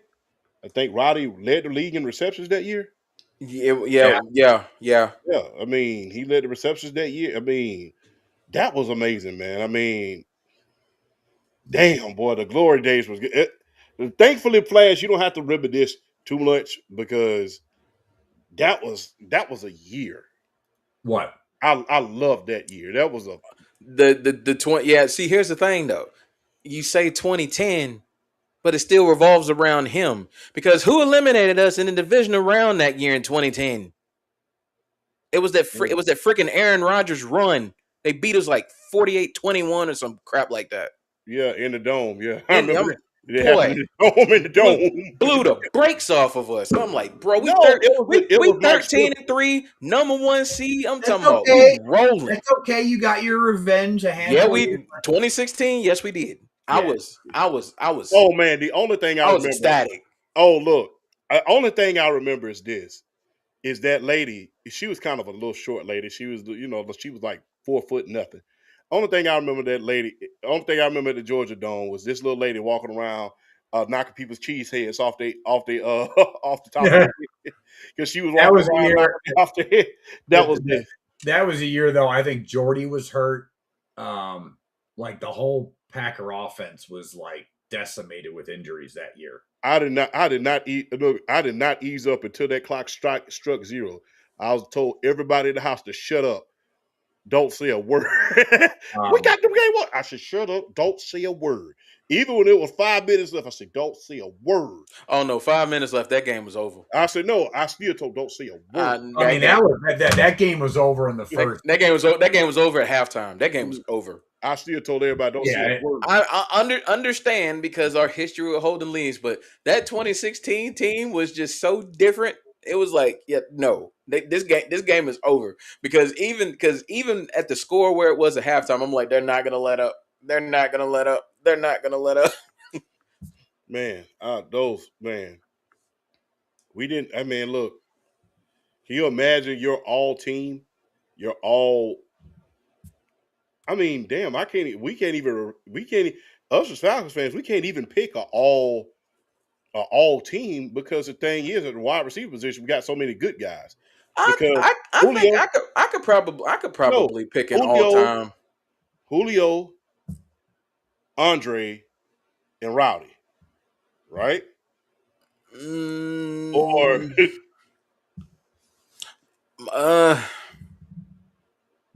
remember, Andre did damage in the slot.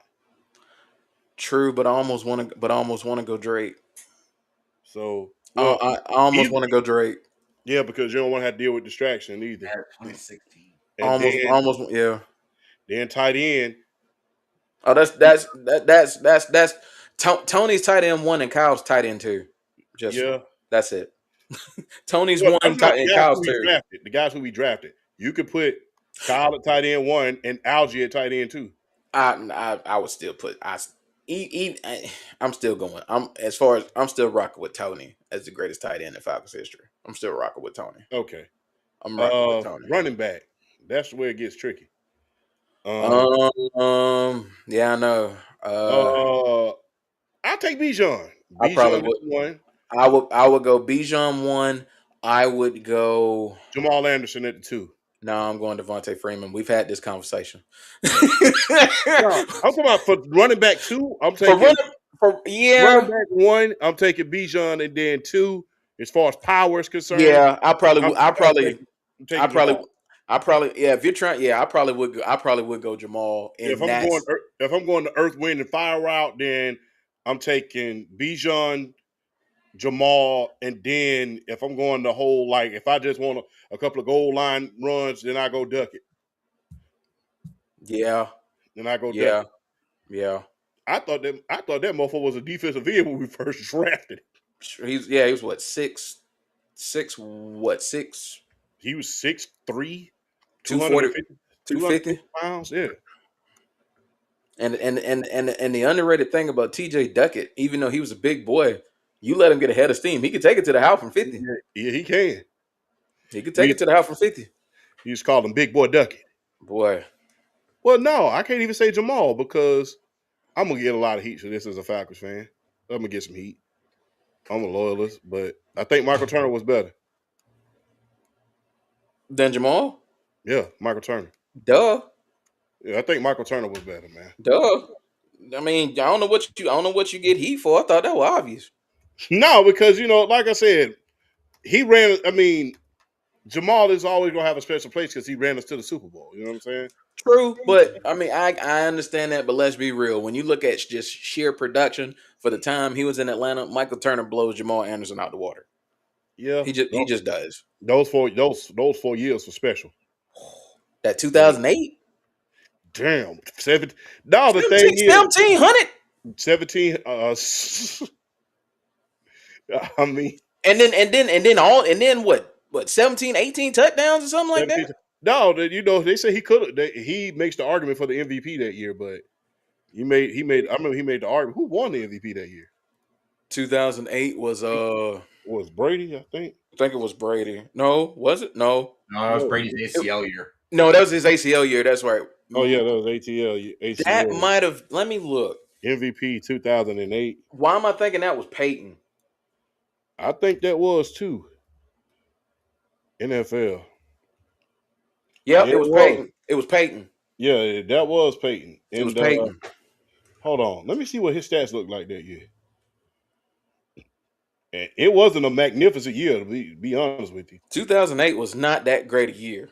Yeah, he had Michael Turner finished third in MVP voting that year. Yeah, Who finished second? Chad Pennington. Bruh. Chad Pennington was the Miami Dolphins quarterback and finished second in MVP voting that year.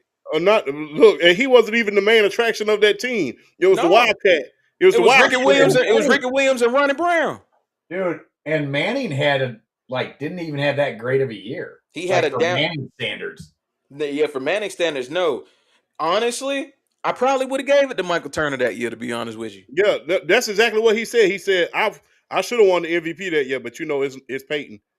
I honestly would have given it to either him or AP.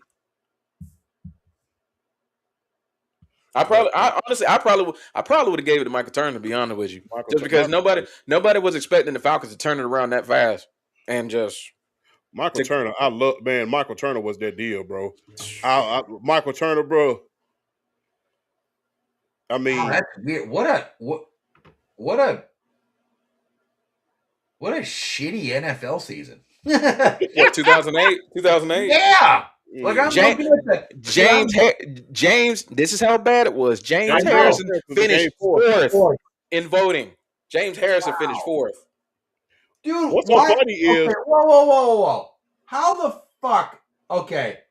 I think the Drew Brees, he should have been MVP that year. Which one? Oh wait. Let me find it. Drew Brees, according to he won AP Offensive Player of the Year. He threw for over 5,000 yards and 34 touchdowns and 17. That can't be right. Is that right? Yeah, 5,069 yards, 34 touchdowns, 17 interceptions. Yeah. How the fuck was he not MVP? How the fuck he was? They went 8-8 that year. Oh, they went 8-8 that year. He was basically throwing them into games because that defense was trash. I never forget. We used to run Michael Turner right at their ass the whole game. That Saints defense was so horrible that year. They was trash. They were trash. What about the fucking? He was man. What was so? What about D'Angelo Williams? Like you could have given it to him. He had fucking 20 total touchdowns and over 1,600 all-purpose yards. Boy, I think Carolina sucked that year. No, they were 12-4. That's that. Nope, take it back. Yeah, you're right. They were good. Yeah, they were our competition that year. That's right. Yeah, we could win the division because of them. Yeah, we did. Yeah, we didn't win the division in 08 because of Carolina. That's right. They came down to the last game. That's right. I still feel like you. Yeah, there was a lot of seasons, man. People don't give Drew Brees the credit that he deserved because there was a lot of times he was literally throwing them back in the game because that damn defense, we used to run right at them too. Exactly. We used to run this. I gotta say that's a Drew Brees MVP. That should have been. I know they win 8-8, but his stats are so insane, and I'm not even a big stats guy, but I still say this to this day, and I still get heat for it. 2011 should have been Drew Brees. Oh no, I'm with you on that one. Drew Brees should have won 2011. Dude, that was Brady's unanimous MVP year. 2011, that should have been Drew Brees. 5,400 yards. He led the league in yards per game with 342 Oh yards per no, that game. He 2011 Breeze won the Triple Crown. He led in completion percentage, yards, and touchdowns. that's right. That was the Rodgers MVP. Yeah, that was the Yeah, Rodgers he should have won MVP. the MVP. And I'm not even a Saints fan. I hate the damn Aints. And he should They have won went, that year. yeah. He should have won that year. They went 13-3, and 13-3. he won the Triple Crown as far as quarterbacks with percentage and yards and touchdowns. They went 13-3. Yeah, Drew Brees should have won that one. Yeah, but they went 15-1. Rodgers had more total touchdowns because he had 3 rushing touchdowns. Breeze only just kind of outdid him in yards, although it was by like it was over 800 yards. But And then that defense started sucking again, and it went right back. He had to throw 5. People don't understand. He had to throw for damn near 5,000 yards a year because they ain't had no damn defense. Yeah, he averaged 342 yards a game that year. He had a 110 quarterback rating. He had an 82 QBR. And went 13-3. I hold think on, how that did we- season's a toss-up. And how I did we think do you that? can year? make an argument for either guy. Like, I don't hate the argument for Breeze either. Yeah, because Breeze won Offensive Player of the Year that year. I don't think that that's a I don't think that that's an egregious. Let's see, like just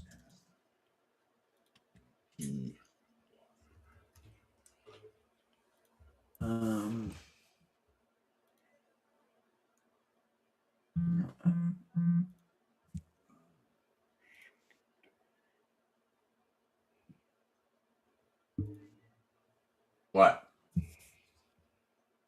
I never forget. Hold on. Those was the Mike. Those were on the tail end of the Mike Smith years. Mhm. 'Cause I remember we went 13-3 in 2012. Hold on, let me go back to 2010 real quick. They went 13-3 that year too. It was 13-3 that year. Oh, let me check the NFC South standings in 2013 and 2010. South 2013 2010 standings. Yeah, I remember that. 3 teams from the NFC South made the playoffs that year. Which year? 2010. So Well, no, they didn't because Raheem Morris was the coach of the yeah, Buccaneers. Raheem was They went 10-6. They went 10-6 and missed. Yeah. Yeah, but the Saints they was 11-5, and we made it. We were 13-3, and that home field advantage was at a premium back then. Yeah, man. But that 2010 run into that Green Bay buzzsaw, boy, that was Lord. So this is a top 10 list of the most undeserving MVPs. Now, this article was in 2011, so this is an old article, but they say 97 Brett Favre over tied with Barry Sanders, which the problem was that Detroit went 9-7. I think that's the issue on why the tie. Green Bay was 13-1 or 13-3 in the Tuesday. 08 Peyton Manning over Drew Brees. 87 John Elway over Jerry Rice. That's accurate. Yep. 09 Peyton Manning over Chris Johnson. Yeah. You keep going over that. I got another article that I found that was more recent. This was back in 2025. Best NFL seasons that didn't result in an MVP award. Go ahead, go through them.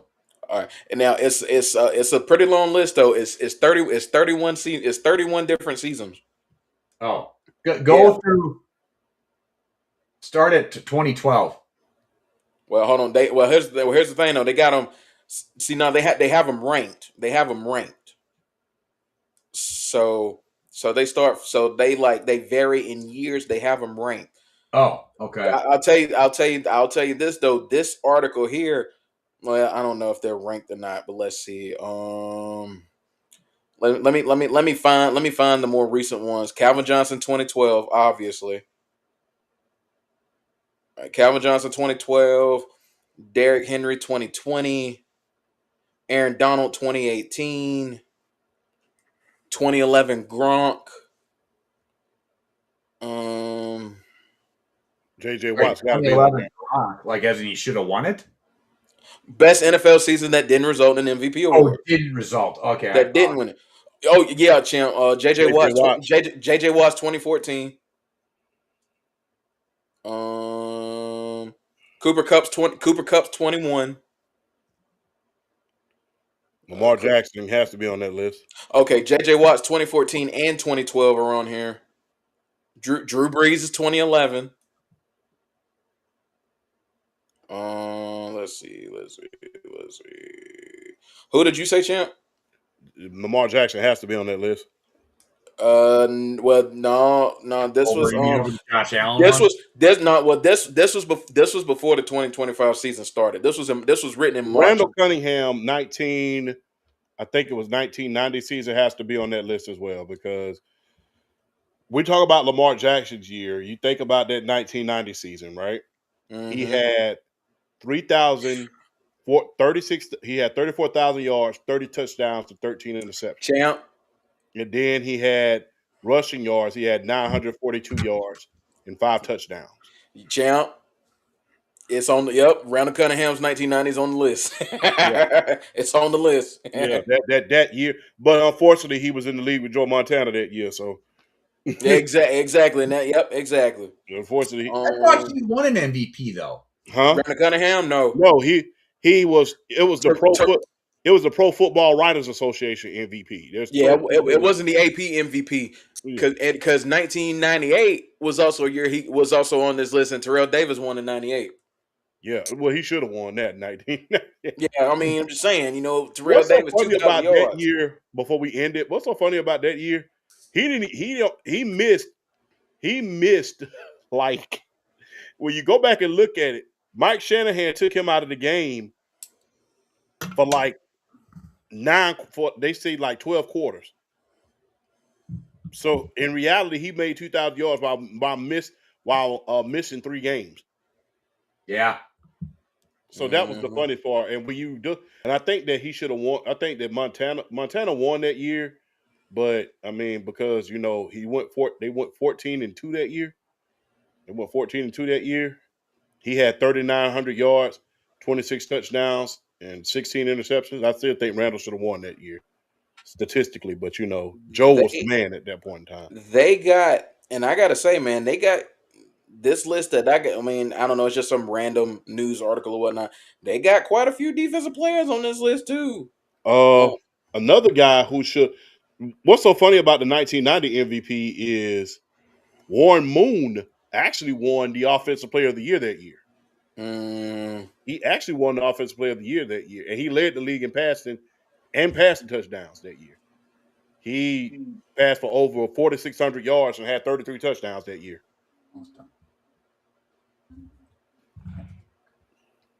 Yeah, I wonder if sacks were counted during Deacon Jones' era, how many sacks he would be credited for in his career. No, they said that he got as much as 26 plus at one point. Yeah, it says accounts vary on his masterpiece season, but the Rams defensive end recorded between 21.5 and 26 sacks during a year in which LA went 11-1-2. Yeah. So Deion Sanders 94 is on here. Ray Lewis is 2000. Ed Reed 2004. Derek Brooks 2002. Yeah, he scored 5 defensive touchdowns that year. Yeah, 5 interceptions, 4 defensive touchdowns. Yep. So yeah, man, they got some. Yeah, it's not like a well-known news company or whatnot, but they had some damn good seasons on that list. I really think that that the 20 sack season of JJ Watt, he should have been the MVP. Because I mean, not to mention that year Houston had the tornado. That should have, and what he did for that community, that alone should have put him up there. 2012 was the year he was scoring all them touchdowns too, wasn't it? Yeah, and he played tight end that year. So I mean, a lot of if you're gonna call it the MVP, it has to be the best player in the league. So that's how come it goes back to when I say Pro Bowls should be judged on your peers. Because remember, every last one of those years that JJ Watt was dominating, he was number one in the league on, the top 100 because his peers were voting in that way. And at his peak, J.J. Watt. The only thing I wish before we end the show, guys, is I wish that him and Mario, I wish they could have kept Mario Williams. Yeah, because I would have liked to have seen that too. Because when he finally figured it out, and he was about as lethal a defensive end as there was in the league, him and J.J. Watt, bookends, two big boys.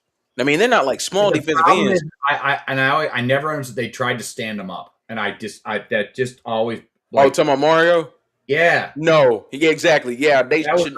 dude, that was they that, should not have done that. That was that during that era that every team would draft a defensive end or like and they'd go, "We'll stand him up." Fuck No. that shit. Mario, Green Bay does that shit too. It's the same thing with Rashawn Gary. They did it for years.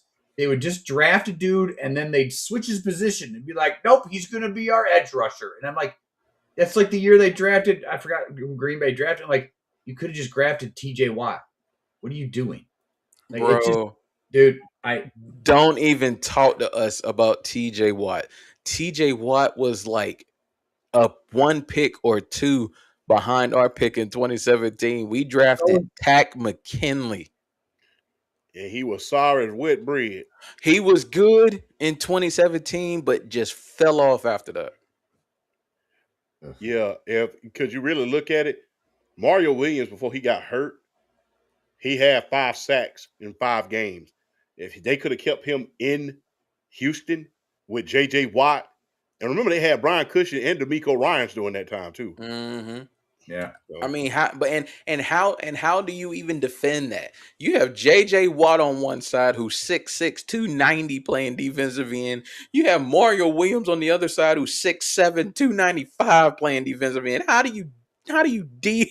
How do you deal with two guys that tall, that big, that strong, and that fast?